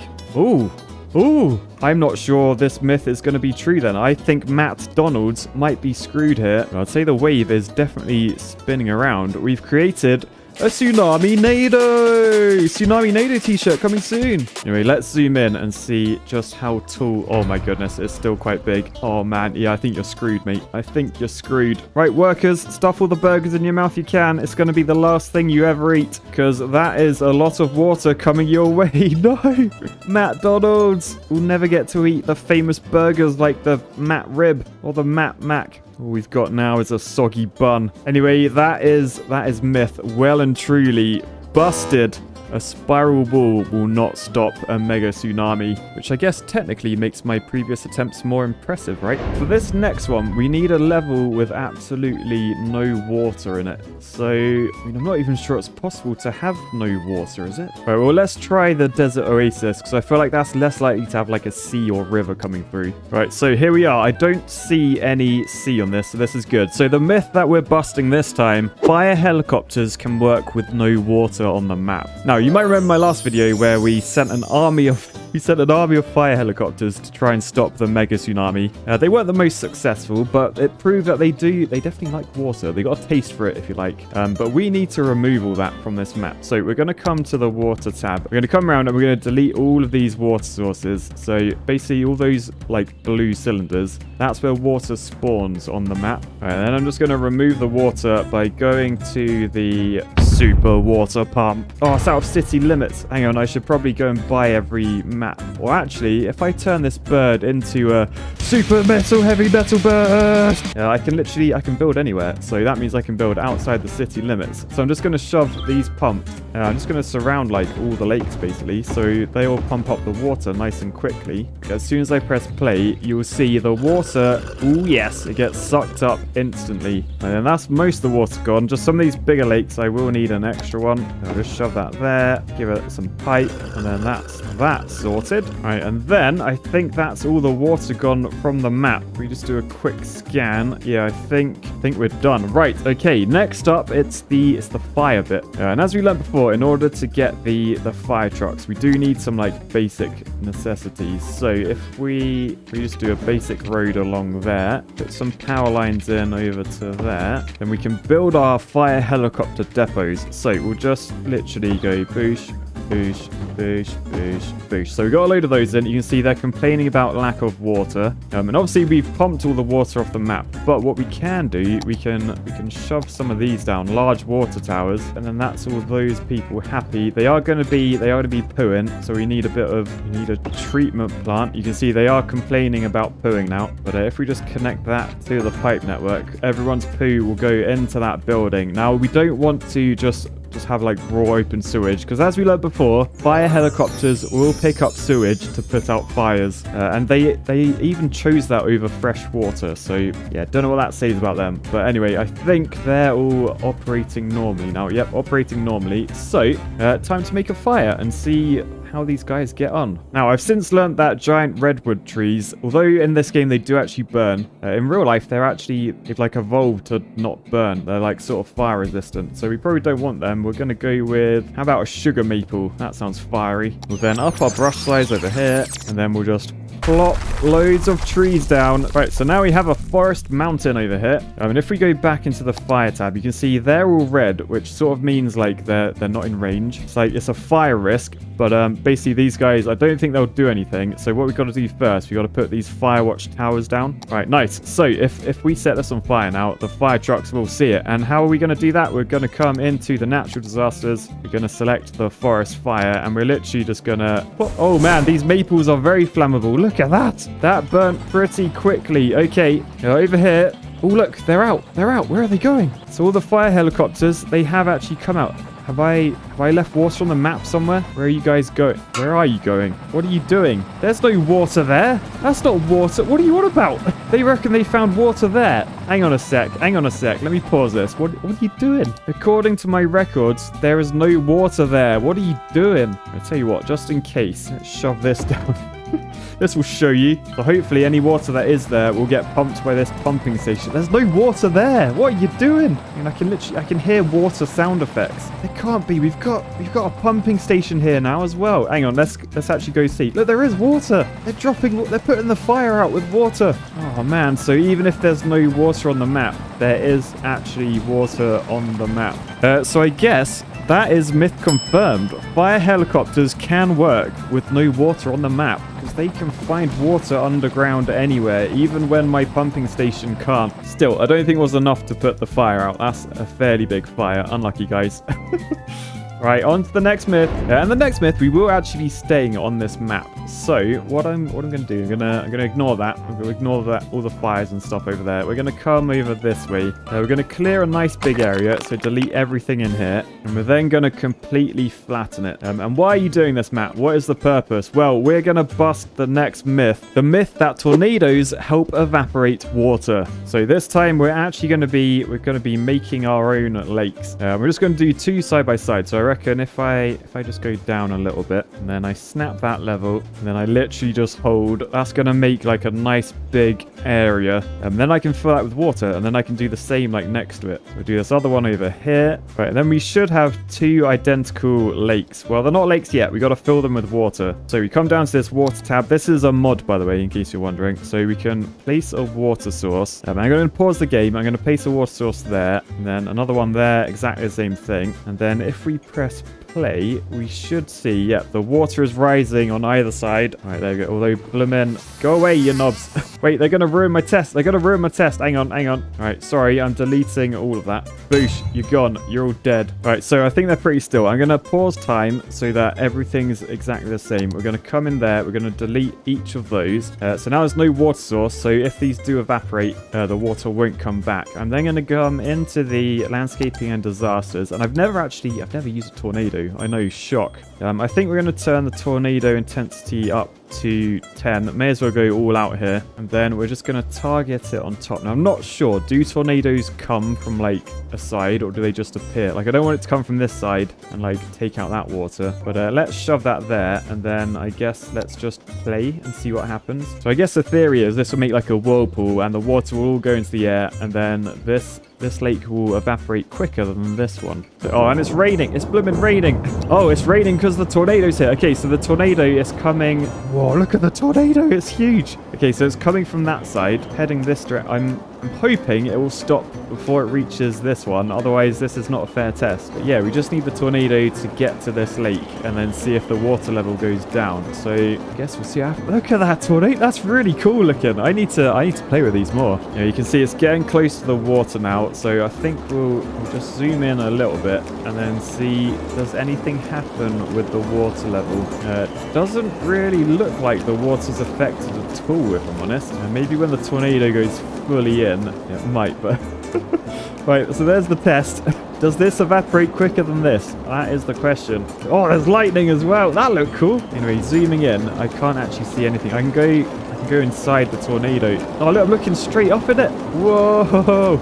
In terms of evaporation, though, just looking at the two water levels, I think they look pretty much identical. Oh, wow, you can see the tornado path as well. That's proper ripped a hole through everything. You can see it's not going to affect that one as well. So, completely fair test, sort of. And I think that is myth busted. Tornadoes will not help water evaporate. No water spouts on this one, sadly. But yeah, enjoyed that. That was fun. That was decent. It sort of makes you wonder, like, what can and can't a tornado pick up? Maybe that's a myth for the future. Let me know in the comments what you want to see. Right, so for this next myth, I've loaded up Engitopia. Look, with our lovely Eng Atlantis finally dry. Very pleased to fix that last time. You can see down here, we've got a tiny weeny city growing.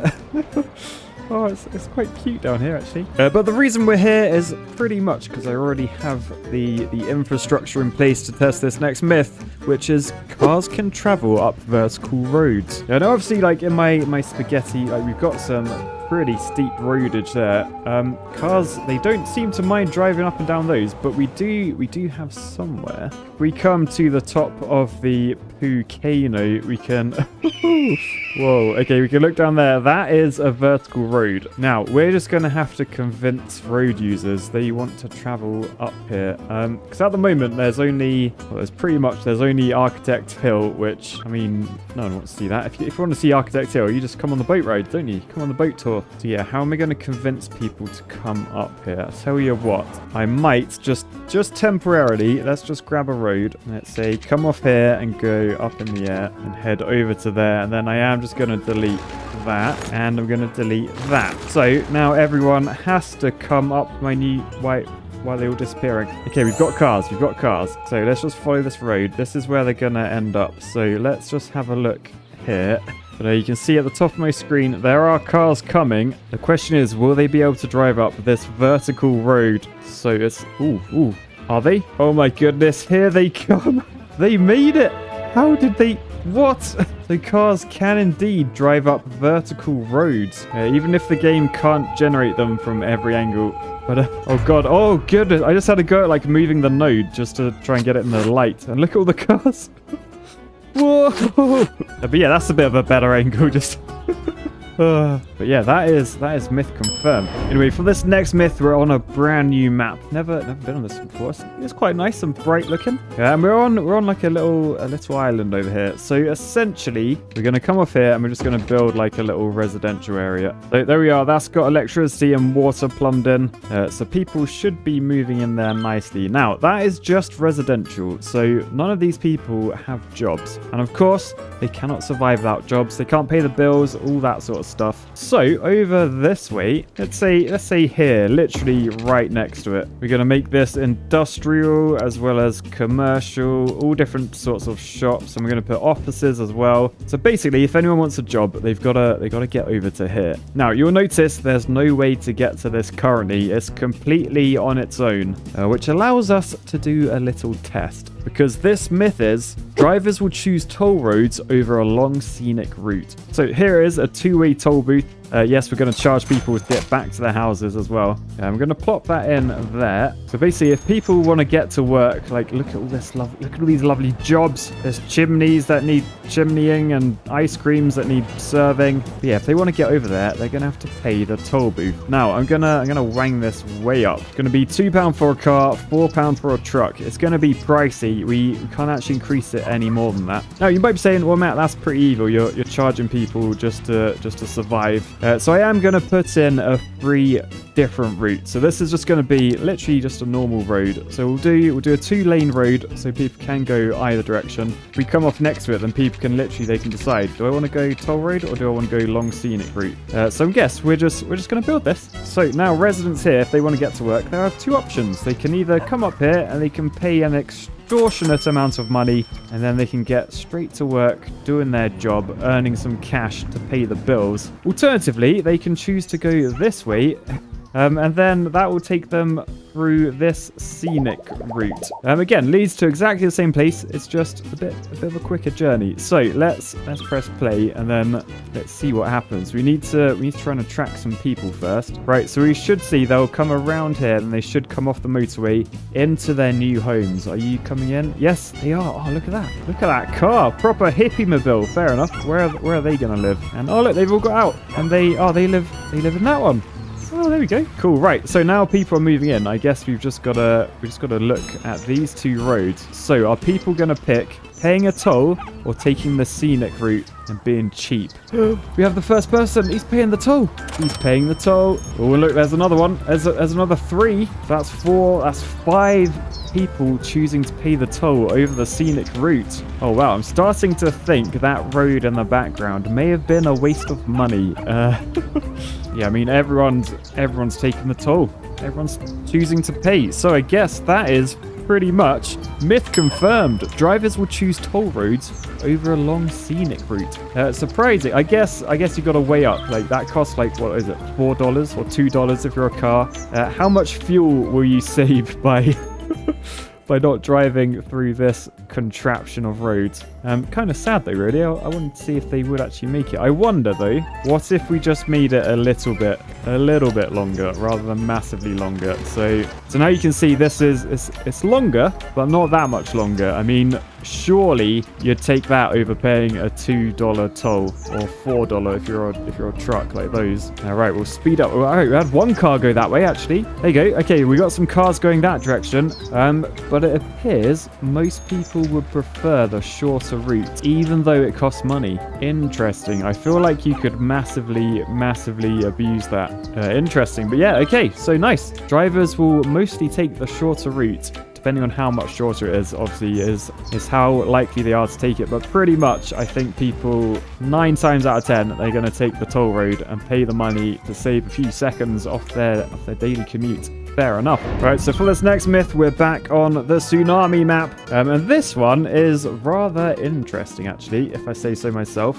What I'm going to do, I'm gonna flatten the terrain to like that level, I think. So we'll try and do this as efficiently as possible. Right, nice. So now we have Tsunami incoming. We've got like a beach sort of thing. We've got a shoreline essentially, because this myth, it's all about creating power from the tsunami. Because the myth we are busting on this one is you can power a city with a tsunami. So essentially, we're going to try and put a hydroelectric dam the entire way across here and see if when the tsunami hits the back of it, whether that can create power for a city that we're going to build as well. So first off, I need to work out what level the top of the water is. So I reckon for a bit of safety, let's select that level. And then we're just going to put like a pad in there. And then we're going to do one on the other side as well. All right, then with these in, hopefully we can draw a dam from this side to that side. I'm not sure, that might be too high for a dam actually. We'll have to see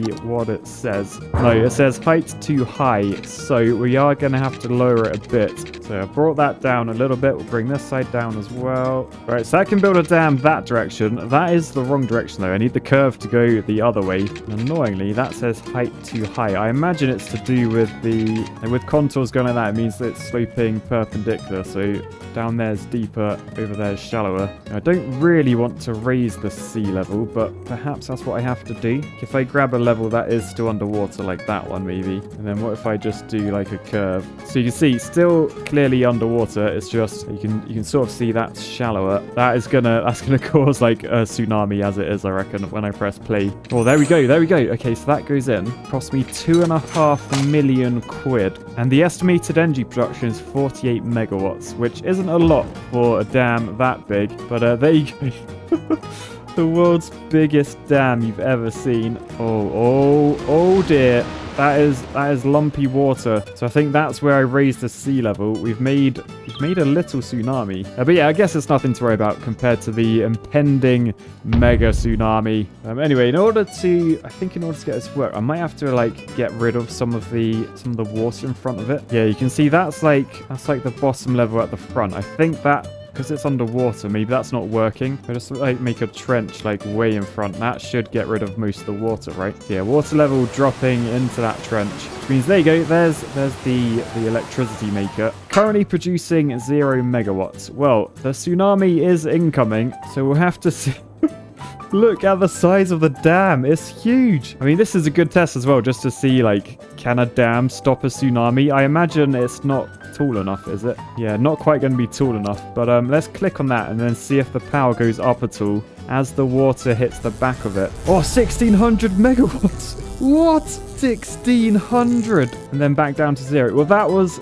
I think it was estimated at 48 megawatts. I mean, it's back down to 0 straight away, but like, surely that could power a few kettles so people get some cups of tea on the go. And they're probably drinking out of a Architect's Tears mug from my merch store. Go check it out if you want your tea to taste better. So overall, I'm guessing this myth is sort of busted, is it? I mean, you can power a city with a tsunami for like a split second. And in terms of if you did have a city here, I'm pretty sure it's safe to say the dam didn't really stop the tsunami, so I think you'd be doomed anyway. Anyway, that was pretty interesting, that one. I enjoyed that. Look how big that dam is. I've never seen a dam that big, I will not lie. Anyway, I'm on a brand new map. It looks pretty cool. I sort of spotted something over here. Like, I don't know, what are these? They're like really weird. Oh, it's like a pillbox.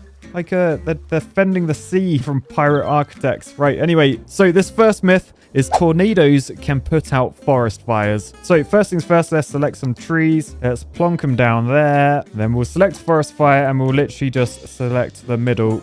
Boosh. That is now going to sit on fire, but I'm going to come along with the tornado. I'm also going to put that in the middle. So we can see there is now a forest fire in the middle. It is spreading. And the question is, when the tornado comes, will it extinguish the fire or will it turn into like a massive fire-nado? I'm not actually sure. I'm quite intrigued. I won't lie. I'm also a little bit concerned about how fast this forest fire is spreading. We've nearly lost all of the trees. Hello, tornado. Tornado, where have you got to? Right, well, finally, it's clouding over. There is rain. Unfortunately, the fire's like mostly out. I mean, the middle is definitely out, but I can hear it. Oh, there it is. There is the tornado. Right, so I guess we'll just keep an eye on where the tornado passes through. Does that actually put out the fire? Or even more spectacular, maybe this whole thing will engulf in flame. That would be awesome. Right, so tornado is touching the flames. Is it? Oh, I think it is actually going out. No, it isn't. It isn't. No, it isn't. And the tornado, as beautiful as it isn't a fire-nado. So sadly, I think that's actually myth busted. A tornado will not put out a forest fire. Anyway, whilst that's been going on, I've been over here completely leveling this terrain for the next myth. I'm still sort of waiting for this rain to go. All the trees have gone. Did the tornado rip up all the tree stumps? Sort of looks like shiny oil right now. Anyway, now that's gone, we can focus on our next myth over this way. Now for this one, I'm going to have to do this several times. So first off, I'm going to hit save. I'm going to call this You Can't Fire Me If You Can't See, because this myth is all about watchtowers. Now remember these little guys? So they allow your fire helicopters to actually go and fight forest fires. And basically this myth is a fire watchtower can see see fire through a mountain. So if we grab a fire watchtower, you can see it's got like a pretty big area that it can see. So if we were to shove that there, then we'll do a load of trees over this way. Basically, you can see if we've got the watchtower there, the trees are not in range. If we were to put it like there, now you can see those trees are in range. So if we grab this fire helicopter depot and we shove it down here somewhere, then we'll put a forest fire over here. So that from a fire watchtower, look, he can clearly see there's a fire, which means hopefully he can radio in to the helicopters that they're gonna have to come put it out. And if we head back over to the helicopters, look, they have left. They're picking up water from the river, and then they're gonna make the very long journey all the way over to the forest fire to hopefully put it out. Okay, perhaps I could have put the fire closer, but look, you can see they're clearly putting the fire out. So now for the myth busting bit, let's reload the save, and then this time let's go into the landscaping tool. I think we'll pick a level over here, like up there, and then from above, so that's our watchtower there, that's the forest. We're literally gonna do a trump, we're gonna build a wall. So now you can see there's literally zero way possible that this guy can see whether there's a fire on the other side of this mountain. So I guess let's set a forest fire on this side. So same place as before, boosh, and then let's see what happens. So the view from the fire service is, well, is that. So clearly he cannot see there's a fire. I mean, I'm not even sure he'd be able to smell it from here, if I'm honest. So let's head back and see, have the fire helicopters taken up? Oh, they haven't. They haven't taken off. Oh, I actually wasn't expecting that. Okay, let's go back over here then. Definitely a forest fire on this side. I'll tell you what, shall we have a little look in this view? Yeah, look, they're out of range. They're out of range. Okay. I wonder then, is there like a max height? If we were to like take the level like there, so it's definitely still higher, but only just. And then we make this wall a lot lower. All right, because that, I feel like he can just about see there's something not right over there. It looks sort of sus. Oh, but no, look, still red in this view. Still red. I mean, I guess if you're way down at this level, maybe... I mean, to be honest, mate, you probably should be looking a bit hard. I feel that's pretty clear. It's a forest fire. Anyway, we'll go down again. There we go. That's all level. So now at their level, they can clearly see there is a forest fire there. Surely. So if we go in that view, it's still red. It's still red. They can't see it. Wait, no, look. The cavalry. The cavalry's here. Okay, the helicopters are actually on their way, which presumably means that they can see over. I mean, it's still red. But clearly, the helicopters, they have arrived to try and put it out. So yeah, that is myth busted. A fire watchtower cannot see through a mountain. I'm quite surprised by that one. I was expecting them to like just work in a radius. Like, what sort of detail have the devs gone into here? Oh, and actually, whilst we're here, I have another watchtower myth. Now, this one is fire watchtowers are flammable. Well, I guess that means we're going to surround it by trees. We're going to do a forest fire in there, and we're going to...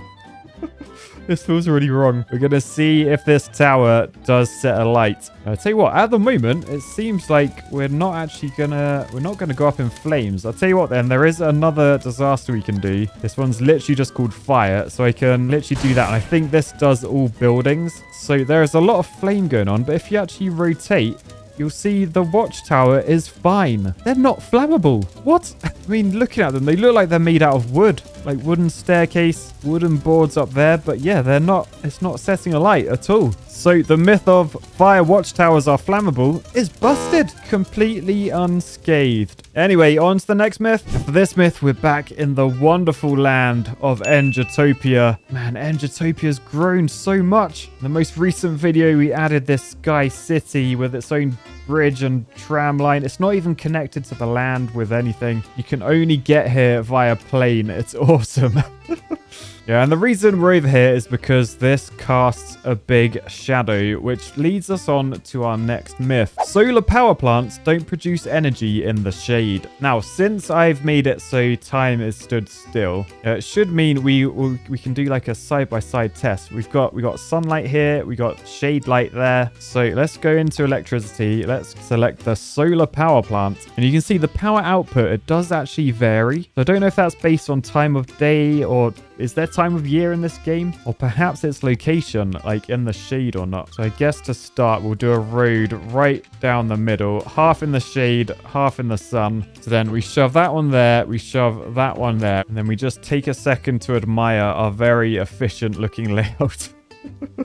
Oh, that was a complete accident. Yeah, but yeah, place your bets now. Do you think the one on the right will make more energy or the one on the left, or will they be the same? So let's have a look. The one on the right makes 166 megawatts. Oh, it's actually got a sunshine intensity thing, and that's at 100%, presumably because it's in the sun. So the one in the shade, oh, well, that's a surprise. 166 megawatts. Sunshine intensity 100%, even though that is clearly in the shade. Interesting. I mean, those that have been watching this for a while now, they'll know when I actually built my first ever solar plant, I did actually intentionally build it in the shade. And if we look at this one, yeah, 166 intensity 100%. So I think that proves that the myth of solar power plants don't produce energy in the shade is busted. Now, whilst we're in Engitopia, it wouldn't be Engitopia without some destruction, right? So this over here, oh, actually, look how clean that is up there. Anyway, this is our volcano, usually filled with 100% sewage, but it's running quite cleanly today. It's quite fresh. But we have a myth about the volcano. Oh, that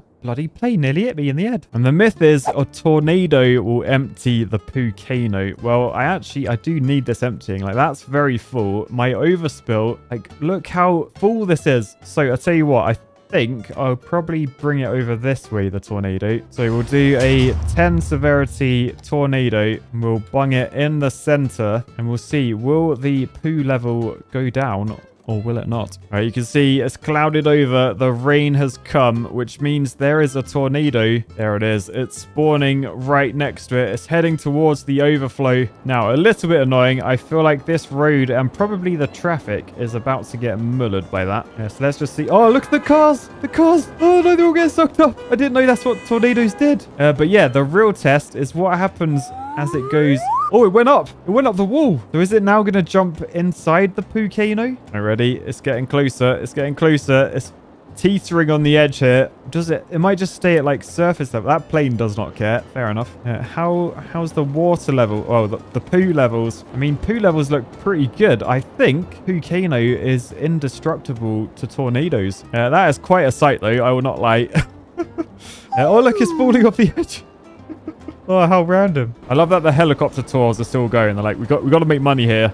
Would be nice if you could stop destroying my city now, tornado. Oh, no, it's heading for the original volcano. Oh, no, I didn't want the volcano to end like this. If I was an architect living on Architect Hill right now, I'd be very concerned. Oh, no, it turned away. As soon as I said the word architect, it changed direction. Perhaps the architects have learned to harness the power of tornadoes. Anyway, that's disappeared. You lucky architects. You get to continue living surrounded by the fecal matter of yourselves and all the engineers that live beneath you. Bloody hell, look at Engitopia. Look at all the skyscrapers and glass. This place has been growing while I've been away. Fair play. But yeah, the myth of a tornado will empty the volcano. Busted. Right, so we're back on this map, the one where we had like the fire thing going on earlier, because we're going to be busting another forest fire myth. Now this one is fire spreads quicker going uphill rather than downhill. Now the theory here is obviously heat rises, so it should catch trees above quicker rather than trying to go downhill. Yeah, so what I'm gonna do, I'm gonna grab the level terrain tool. We're gonna put some of those in. Then we're gonna do the same over here. Then we're gonna use the slope terrain tool. And if I right click up there and then I do like a slope from down here, I can literally do a line like that. Then I can fill all of this in and we have a nice wedge like that. Then I can literally do the opposite over this side. Lovely. Next up, we're going to coat them in trees. And then I'm going to start 2 forest fires. One at this end, which is going to be the top one, and one on that side, which is the bottom one. Now, they're going to be slightly out of time because this one's going to go first. But this should give us some idea of whether fire spreads quicker downhill or uphill. Right, so we've sped this up. So let's see, is one going faster than the other? It doesn't look like it to me. Yeah, I think we're halfway through. I think we can successfully say that the myth of fire spreads quicker going uphill rather than downhill is busted. But whilst we're here, I have another quick myth to test as well. Because this fire is spreading along here so nicely, now would be the perfect opportunity to test this myth that a sinkhole can stop a forest fire. So landscaping and disasters, let's select the sinkhole and let's wang the severity up to 10. We want a big hole here. And I guess I just shove it there on that edge. So if we go back to watching here, we should see the sinkhole. All right, here it is. Here it is. Oh no, it took way too long. Hang on, let me fire another one. All right, sinkhole 10. I think we've got to do it down the bottom, and let's just try and save a couple of trees down here. I'm not actually sure how this one's going to work, because we know the tornado did not put forest fire out. I feel like a sinkhole might though. Like looking at that, there's no trees down the bottom of it. So ready? There is the sinkhole. Boosh. And yeah, look, the trees have gone. I mean, what if I just cover this in sinkholes? Because the myth is putting out a forest fire, right? Not just preventing it. All right, so that's bang on a bit of fire. Is that fire going to be gone? Yeah, it is. It is. Look, and here we got so many sinkholes down here. It is eating the forest fire though. I mean, it's eating all the trees as well. So whether it still counts, I mean, I guess technically it does, right? I mean, yeah, we've got like 1 or 2 trees burning, but if we zoom out and look at the adjacent one, that's still well on fire. So I think the myth of a sinkhole can stop a forest fire is confirmed. And it sort of looks like a slice of burnt cheese now as well, with a bit of mold at the end. Anyway, on to the next myth. Right, so back in Engitopia, I'm going over to like some of these. I think we've got some posh houses. Oh, what is that? What? Oh, guys, what have you done? Why are they building architecture in Engitopia? What is that? It looks like the like bottom bit of a guitar, like where the strings come out. Oh, that is hideous. Anyway, I'm looking for a specific car that's easy to keep track of. I mean, I was actually hoping people might use their garages and stuff maybe, or like use their driveways. I mean, that was on a drive. How has only one person got a driveway in the whole of Engitopia? I mean, I guess that person sort of has a drive. Anyway, can you see this man and his dog? He's just got out of the car. He went in the building. We're gonna be stalking this man. We're basically gonna try and bust the myth that no one lives at a permanent address. So the idea is we know that a man and his dog have gone in there. That's probably like me and Paddy. Maybe he's making YouTube videos now in this. Well, this is like a YouTubeception. Anyway, so he's at work in there. Let's just head out of that. Let's just speed up ×3. And we're literally just going to stalk this bloke. We're going to see if he does leave. We're then going to follow his car, his sedan. Call it the Paddymobile instead. But yeah, basically we're waiting for him to come out, get in his car, and then he's going to go to work or school, whatever he does. And then we're going to see, will he return to the same house? Right, from my calculations, he hasn't left his house in about 3 months.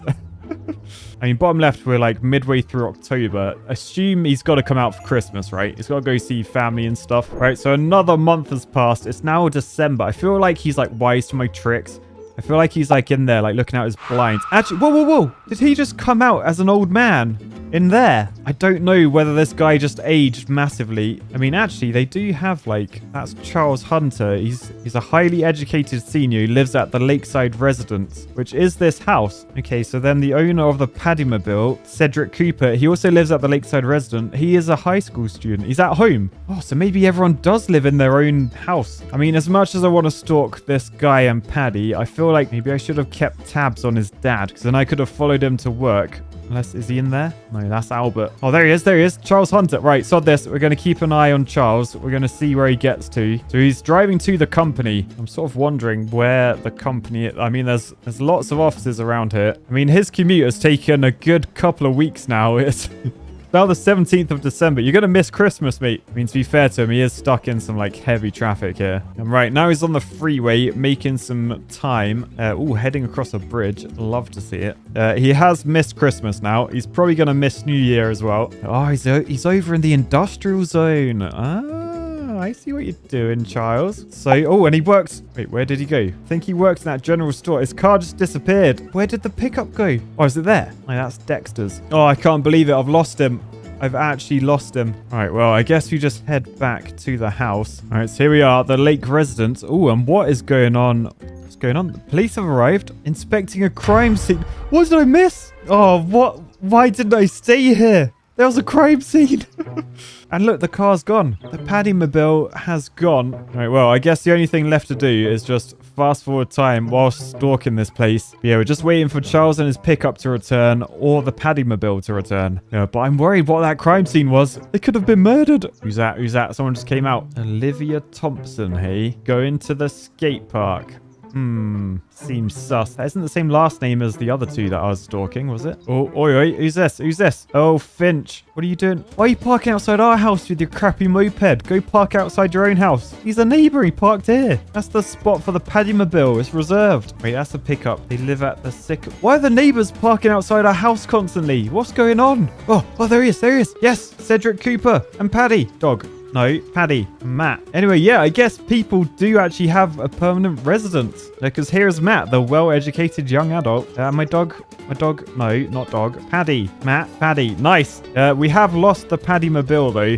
Don't know where that's got to be honest. I mean, I'm walking to the fashionable fashion shoppy, where I'm probably buying some RCE merch from realcivilengineer.store. Ooh, look how lovely and merchy it is. Such a lovely online fashion shoppy. But anyway, in terms of the myth, no one lives at a permanent address. That is busted. Because Matt and Paddy, they live at the lake residence. And they're living a very fulfilling life, I believe. Forest fires won't spread on snowy maps. Now, if we zoom in, you can see the trees are covered in snow. And of course, the ground is covered in snow as well. So I don't know how this is going to go, but we're going to head into here. We're going to select the forest fire natural disaster, and we're going to, I guess we'll just shove that in the middle. Oh, it's out of city limits. Hang on a second. By that. Okay, now I've set a forest fire. Let's zoom in and see what actually happened. Oh, they're on fire. They are definitely on fire. Is the fire going to spread or is it going to go out though?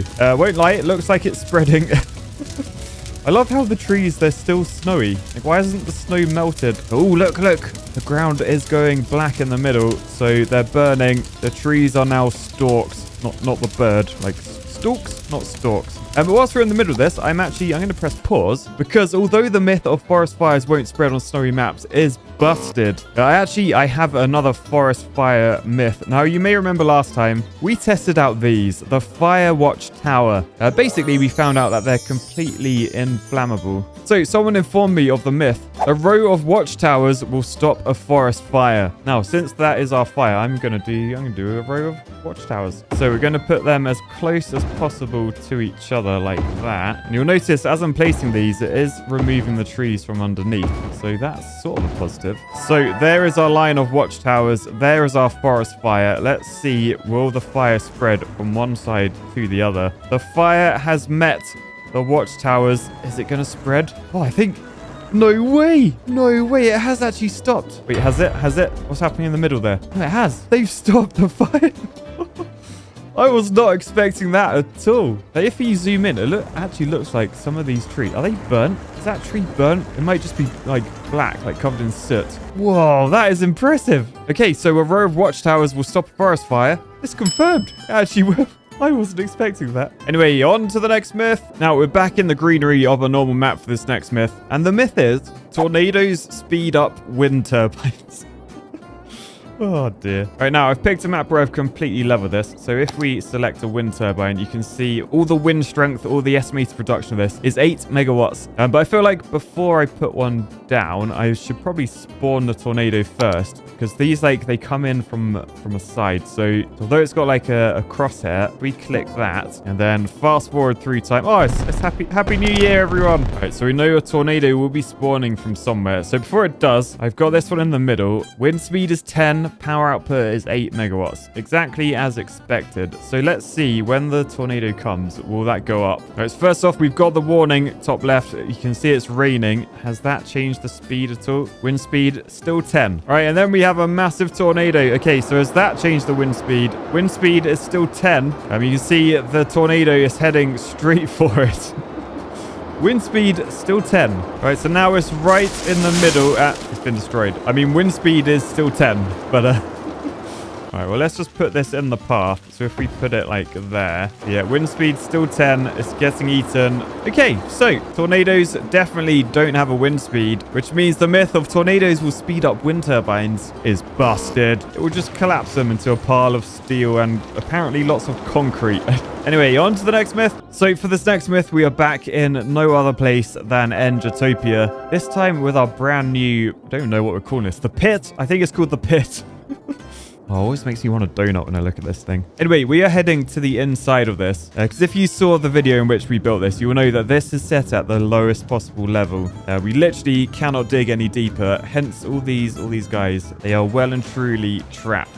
Well, except for the roads leading out. But I figured this was a good place to test this next myth, which is a sinkhole inside a sinkhole will become infinitely deep. So basically, if you keep adding sinkholes, you'll mine like to the pit of hell. And since this is where the architects is, we're sort of already in a pit of hell. So first off, we'll select the sinkhole. We'll rang up the severity to 10. Yeah, and then where do I put? I'm tempted to put this on the nuclear power plant.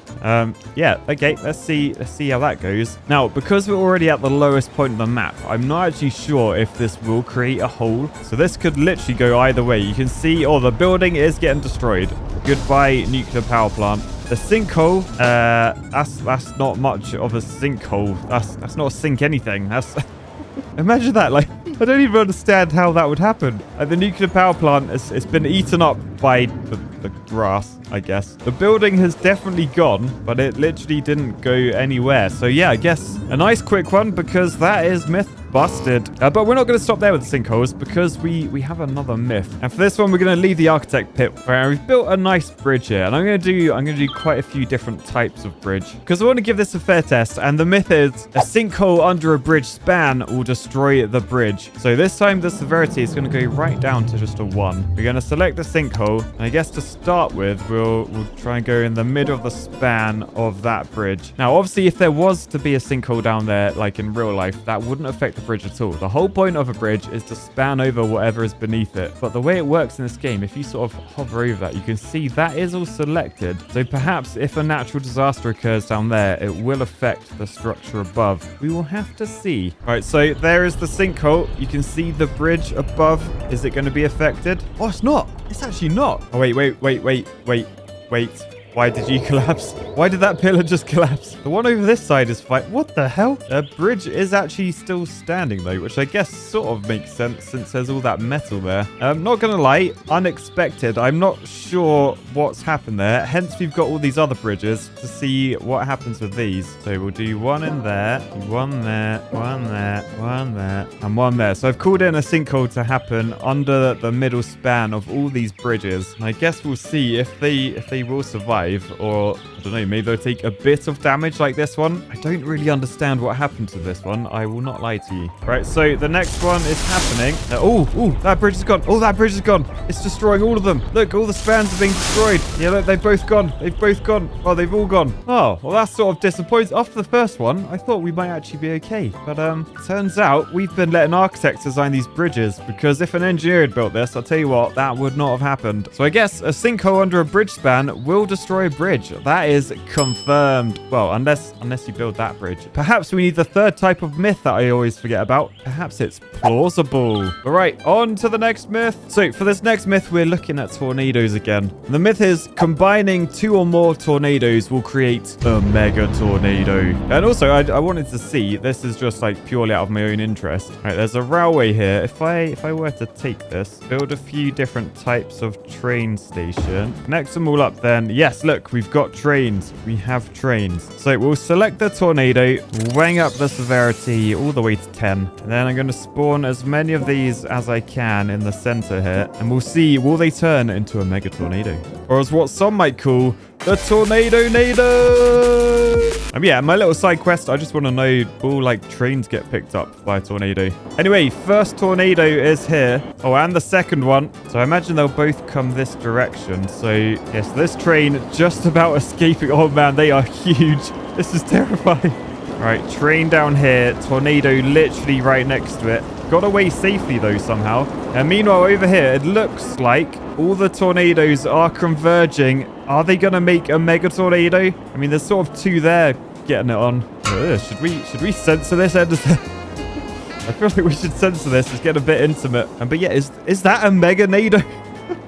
It looks incredible. Sadly, it has destroyed most of the train tracks and railways. And looking, I feel like they're still definitely separate. Oh look, they're about to run over the train. Okay, so is the train going to get mullered? Or is it going to be okay? Oh, it just missed. No. Oh, you lucky train. Look, the railway in front of it has been destroyed. Actually, the railway underneath it has been... Oh, okay. Train got obliterated out of existence. If we just zoom out, you can see the mega nado is split into multiple nados. So I guess technically it never combined, meaning this myth is busted.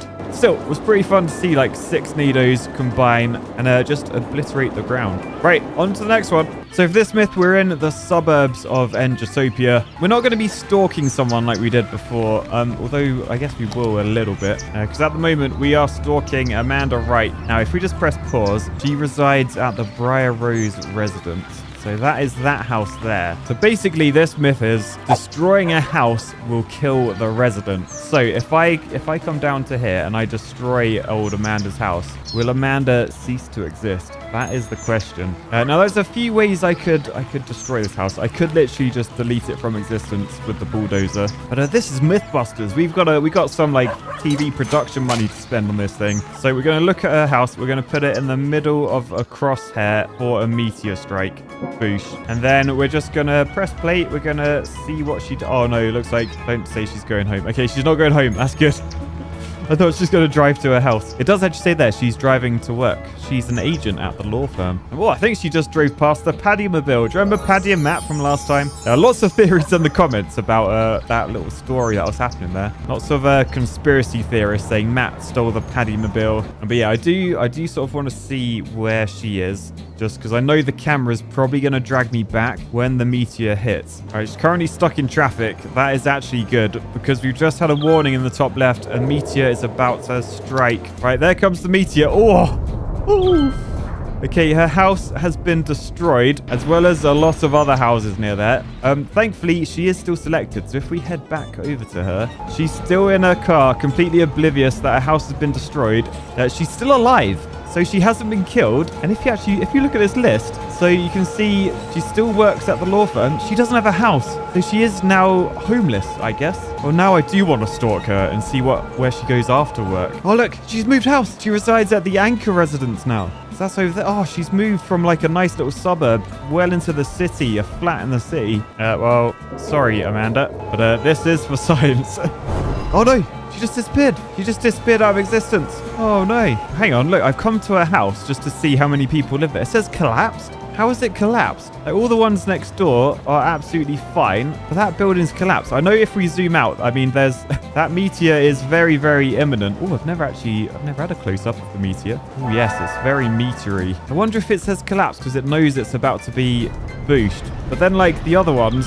They weren't collapsed. I mean, now they very much are. I feel bad. I destroyed Amanda's house. She didn't even live there because she got deleted from existence before the meteor struck. Anyway, the myth of destroying a house will kill the resident, I think, is busted. They just move house until their luck does eventually run out and they just get wiped from existence. All right, so for the next myth, we've got the Discovery Channel will see this and copyright strike. Ignore that one. On to the next myth. All right, so for this next myth, I'm sort of building like a very small little city thing. I'm going to paint half of it in residential, and then the other half I'm literally just going to cover in trees. And then at the end of these 2 roads up here, I'm going to be putting right in the middle a fire helicopter depot, then of course at the back a fire watchtower, because this myth is fire helicopters care more about trees than buildings. So basically we've got living people on this side. You can see everyone is finally moving in. Then this other side, there's also life. There's tree life. So the question is, we've got 3 helicopters.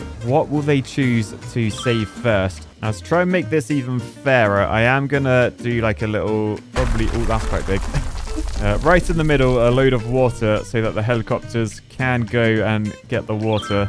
By the way, there's raging crime throughout this town, so maybe we should just let it burn. All right, so in our natural disasters, we have a forest fire. So now the game is paused, I can say forest fire, boosh, go on that side. And then this one, which is just a fire, that should set the buildings on fire. So if I do boost that, then when I press play, they should simultaneously set on fire. Yep, you can see fires on both sides. So the question is, where will the helicopters go first? Do they care more about people burning or trees burning? So the first helicopter is coming out. It looks like he's heading for the trees. It's heading for the trees. What about these people burning? I mean, are people more important than trees? I guess I love that this person's still returning home. Like, I'm just gonna park my car there, go back to work. Dog, mate, get out the fire. What are you doing, dog? Oh, look. So whilst there are still trees on fire, this guy's decided to put a house out. I wonder if the trees were out for a split second. So this one, are you going to go to any of the houses that are on fire? No, straight for the trees. Okay, it looks like then fire helicopters definitely prioritize forest fires over building fires. So sorry people that are stuck outside watching your house, but you really should stand back a bit in my opinion. It looks pretty toasty.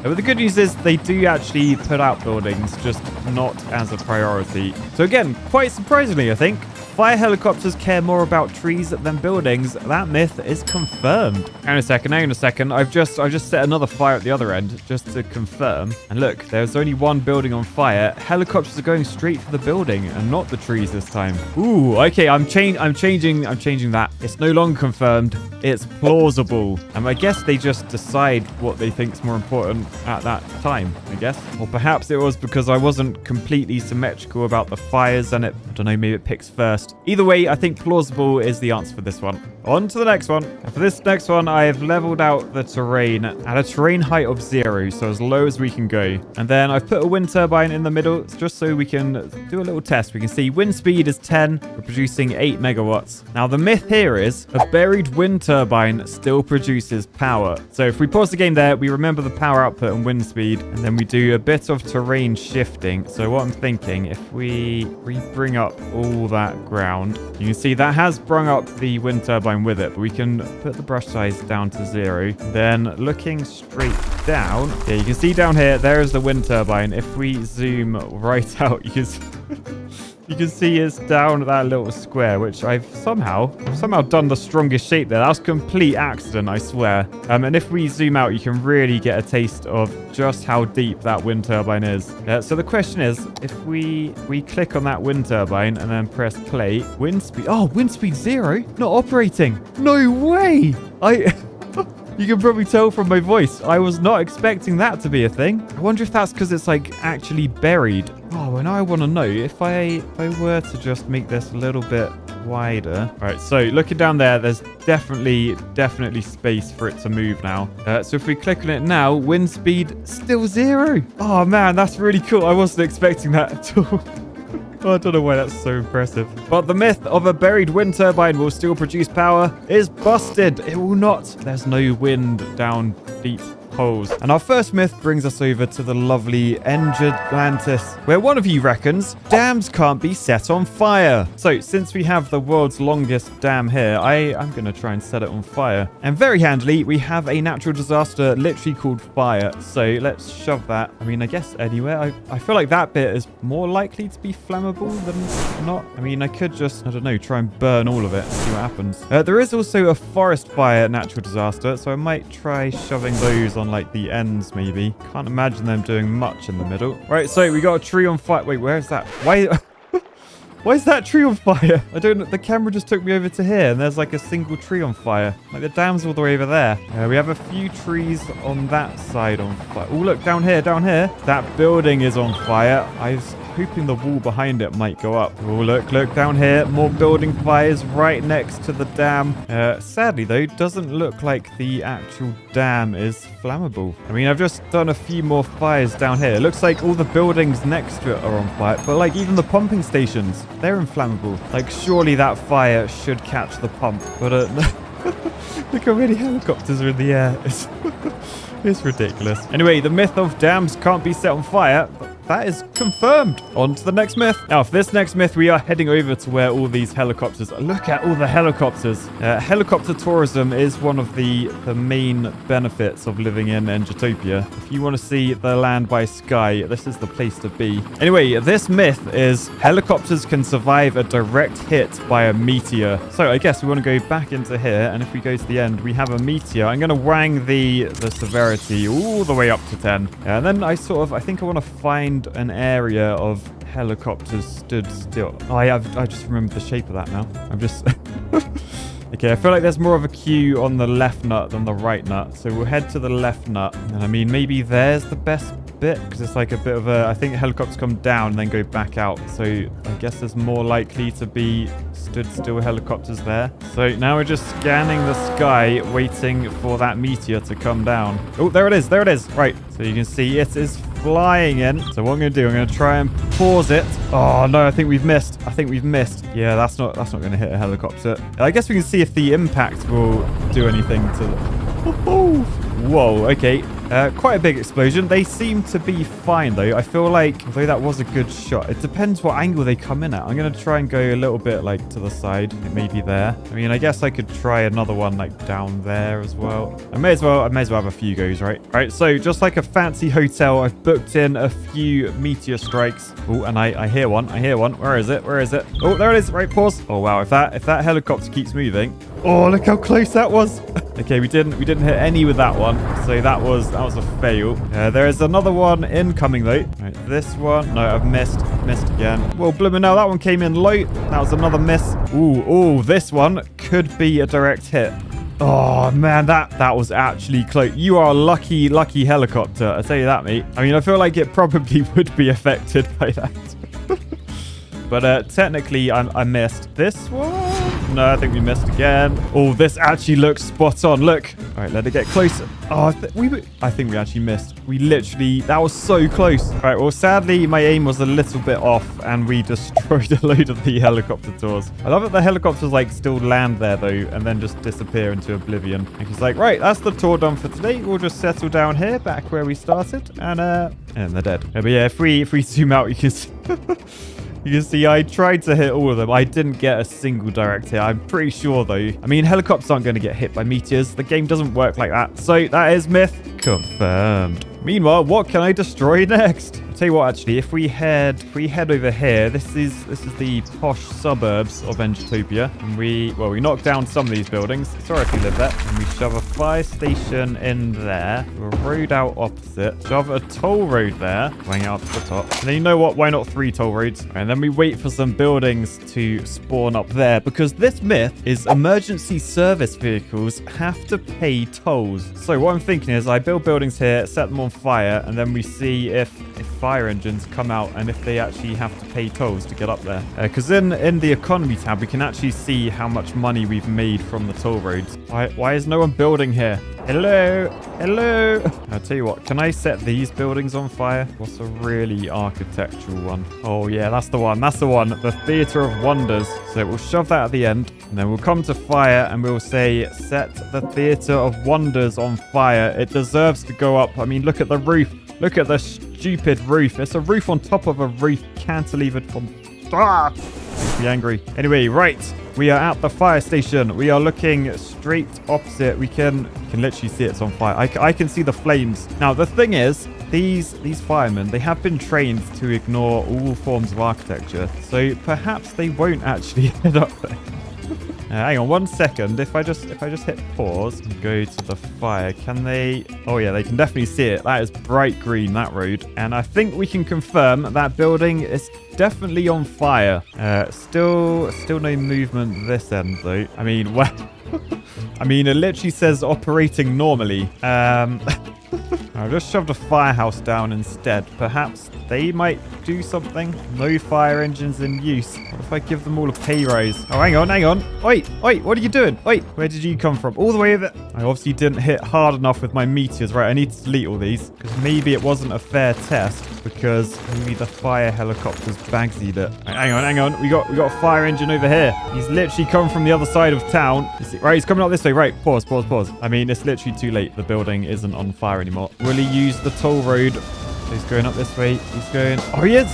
He actually is! Wait, he drove straight through. He didn't stop. All right, so first off, where did you come from? Firehouse all the way over there. Still doesn't explain why these two didn't do anything. But seem to have bypassed the tolls. Let's have a look. Road tolls. Yeah, he's gone through. He didn't pay. Okay, well, that is it then. The myth of emergency services have to pay tolls is busted. They can drive straight through. Okay, that's actually quite good. Just be careful what buildings you set on fire, because in Engitopia, we don't care for architecture. Anyway, for our next myth, quite an interesting one. I don't know really don't know what way this one's going to go. But this myth is children will drive themselves to elementary school. So I guess first thing, we can probably look at what schools do we have. So, oh man, we've got elementary schools everywhere. Okay, we're just gonna keep an eye on this elementary school. 300 students go there, bloomin' hell. There's 7,000 students in the city. That is a lot of students. Now the trouble with using this elementary school is, can you see all the roads here? They have footpaths on, so people can walk to school if they want to. That is no good. So we're gonna look for an area that doesn't have very good schooling. Perhaps over in this area of the city. And what I'm gonna do, I'm gonna grab a road that doesn't have footpaths. So I guess that would be a 2-lane highway. And then if we just destroy one of these buildings, sorry. Yeah, there you go. That road doesn't have footpaths, so pedestrians cannot walk up there. Then up here, I'm just gonna do a little stub road, wang an elementary school down, and then do a highway back over here. So people can now get to school if they want to. They're gonna have to drive though. You can see pedestrian footpaths. You cannot walk up there. It is not allowed. You got the sign saying it's a highway, no pedestrians.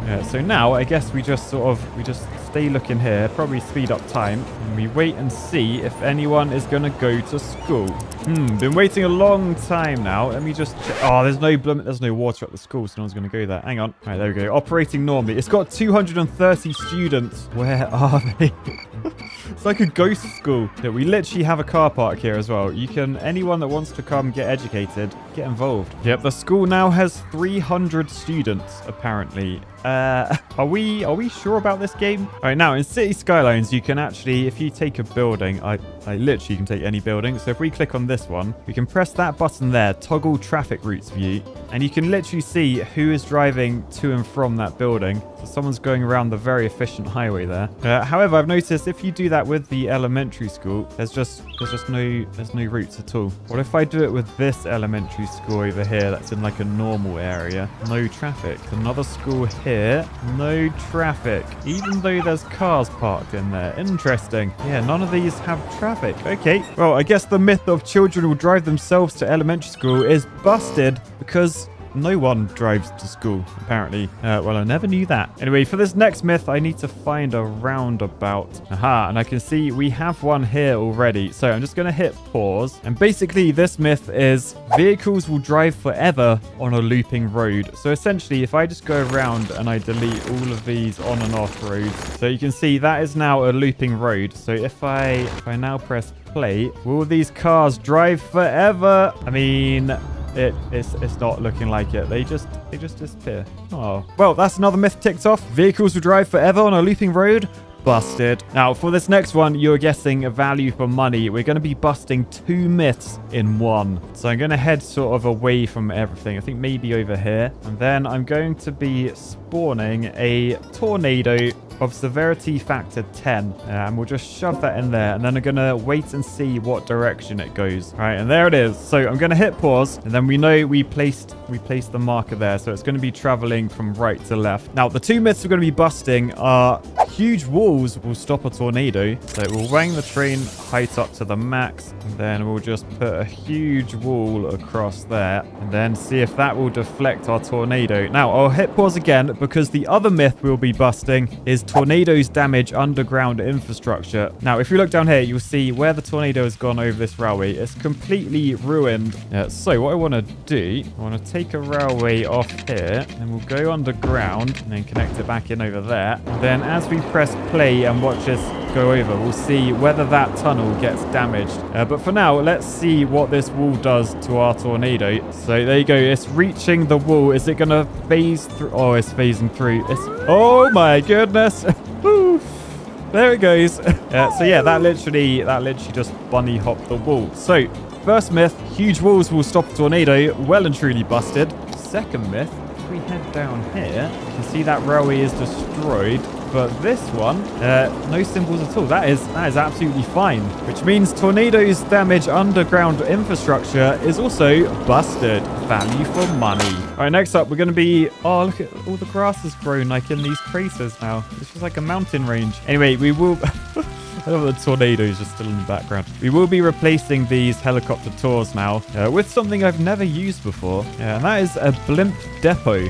So let's shove that down there. And then we want to grab a blimp pathway. We want to take this over here. All right, so I've added a blimp line down here so that we have blimps. People, they can travel their blimp from there to over there. But the main thing is I want to get blimps from the blimp depot. So there is the blimp. And this myth, it should be a quick one. It is blimps can fly underwater. Now I've taken the first route through this, and as you can see, there is a lot of water under there. So I think what happens, vehicles stay like a certain height above the ground. So I'm sort of hoping we might head into the water and then we can confirm or bust this thing, or is it going to stay just above water level? I mean, oh goodness.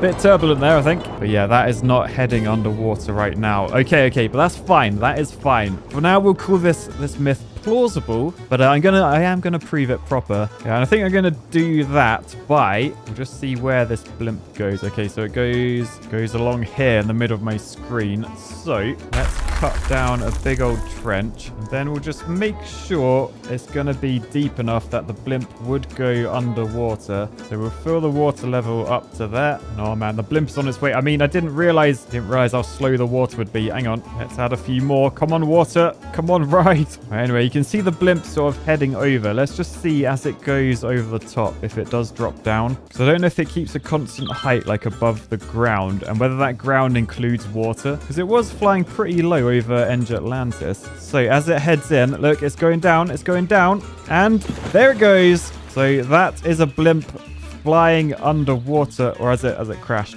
It may have crashed. No, it rises. So that is myth confirmed. Blimps can fly underwater. Yeah, and while we're still thinking about the old water sources, I have another one for you. You can make a lake out of buildings. Now, you may remember from before, we used the high interest tower, the PS5 building. And essentially, if we just make sure they overlap, then you'll remember before we made a dam out of these. This takes that one step further in that we can see whether these actually store water. I mean, they're screaming for water. They've all got the notification saying, Matt, we need water, help us. Well, okay, guys, I can give you water. Let's plonk that there, and then let's raise that up to the top. And then let's see what happens. Oh man, it's working. It is actually working. So yeah, you can see that is clearly filling up with water. They are still asking for water though. Interesting. I feel like this is something architects would actually do. They'd be like, everyone wants a sea view. Now you can have a sea view. Ooh. Are we getting some spillage? Is that a bit of spillage out there? That might be a bit of spillage, you know? Oh dear. It is leaking. It is definitely leaking now. That might just be because the water's rough though, and it's sort of skimming off the top. Yeah, let's give it some time to settle and see. Oh man, that's a lot of water. We'll give it some time to settle though and see what it does. I am just going to check that water level again. Yeah, I'm going to lower it slightly because I think the lip there doesn't actually count as the building. It's just the main bit on top. So there you have it. That is a lake made out of build. I sort of want to do this with poo. Maybe an Engitopia. That would be decent. I mean, I know we're in Engitopia, by the way. But yeah, anyway, the myth of you can make a lake out of buildings is confirmed. That is a lake made out of buildings. It does leak slightly though, ever so slightly. Right, for our next myth, we are heading to the city in the sky. Now, if you remember this from before, how are there so many cars up here? Okay, so the only way to access this at the moment is via airport. I put in a very awesome tramway, which has been very successful, but apparently people, they have still bought their own cars and they still drive them about. Quite annoying. But for this myth, we will be focusing on the trams because I've been told trams can travel vertically. So first things first, for this one, we're going to turn our lovely little bluebird into a heavy metal. It's definitely not a phase bird. And then I will hit pause because what I'm going to do, I'm going to delete this tramway there. And then we're going to take our tram and make it go straight down like that and then straight back up like that. So it's just a very small little detour down there. Now I can see it's not quite vertical, but it's pretty much as close as we're going to get. And looking at this, we already have our first volunteer. So let's follow this guy. So they're coming around there. They're going to head right off the edge. Oh my goodness. So you can see there's a tram on the right. Doesn't seem phased at all. There's a tram on the left as well. Yeah, they get to the bottom where the tram lines have literally evaporated into reality, and then just head back up the same way. So down or up, doesn't really matter. Won't lie, that's quite impressive, that. So yeah, I guess that is myth confirmed. Trams can travel vertically. Right, and for this next myth, I've loaded up this. You may recognize this. This is City Planner Plays his very own Verde Beach, but we are interested in this part away from the beach. The cow farm. Oh dear, I gotta get slaughtered for this. No pun intended. But this next myth is tornadoes will pick up cows. And I guess we'll see if it also does with pigs. So I might just do like a little one, a 3.5. So we'll shove that in there. Oh, I'm so sorry. I really like cows. I like big dogs. And by the way, while that's spawning, let's have a little look around how a professional builds in this game. I mean, he's got a skate park on the seafront. I mean, not a fan of that bend, mate. I mean, could have put a bit of a bigger radius on, surely. This path is way too curvy considering it's not going up a hill or anything. Railways, sort of nice. They're a little bit... I mean, look, you've got to put a retaining wall in there. That ain't cheap. That ain't cheap, mate. And that is quite a lump for a rail. Still, probably shouldn't judge him too much because he'll probably come look at mine. And, yeah, no one wants to see that sort of abuse. Now, I have no say if you go from above. Look at the very efficient underground resources. You can see that. I think that's probably oil or something. Yeah, that will make you a fortune, I tell you that much. Anyway, the storm is coming in. The tornado is on its way. Question is, where is it gonna... Oh my goodness. All right, so in a word, I am sorry, cows, but there is a massive tornado coming your way. Looks like it's gonna take the pigs first. So let's head over this way and just see what happens. Oh no! Oh no! All the pigs! All the pigs! Oh, I honestly wasn't expecting that to happen. No, look at them all go! Cows! No! Oh dear! It's a cow-nado! And on that note, I will say that is myth confirmed. And I'll catch you guys next time. Peace, love, and cow-nados. Bye!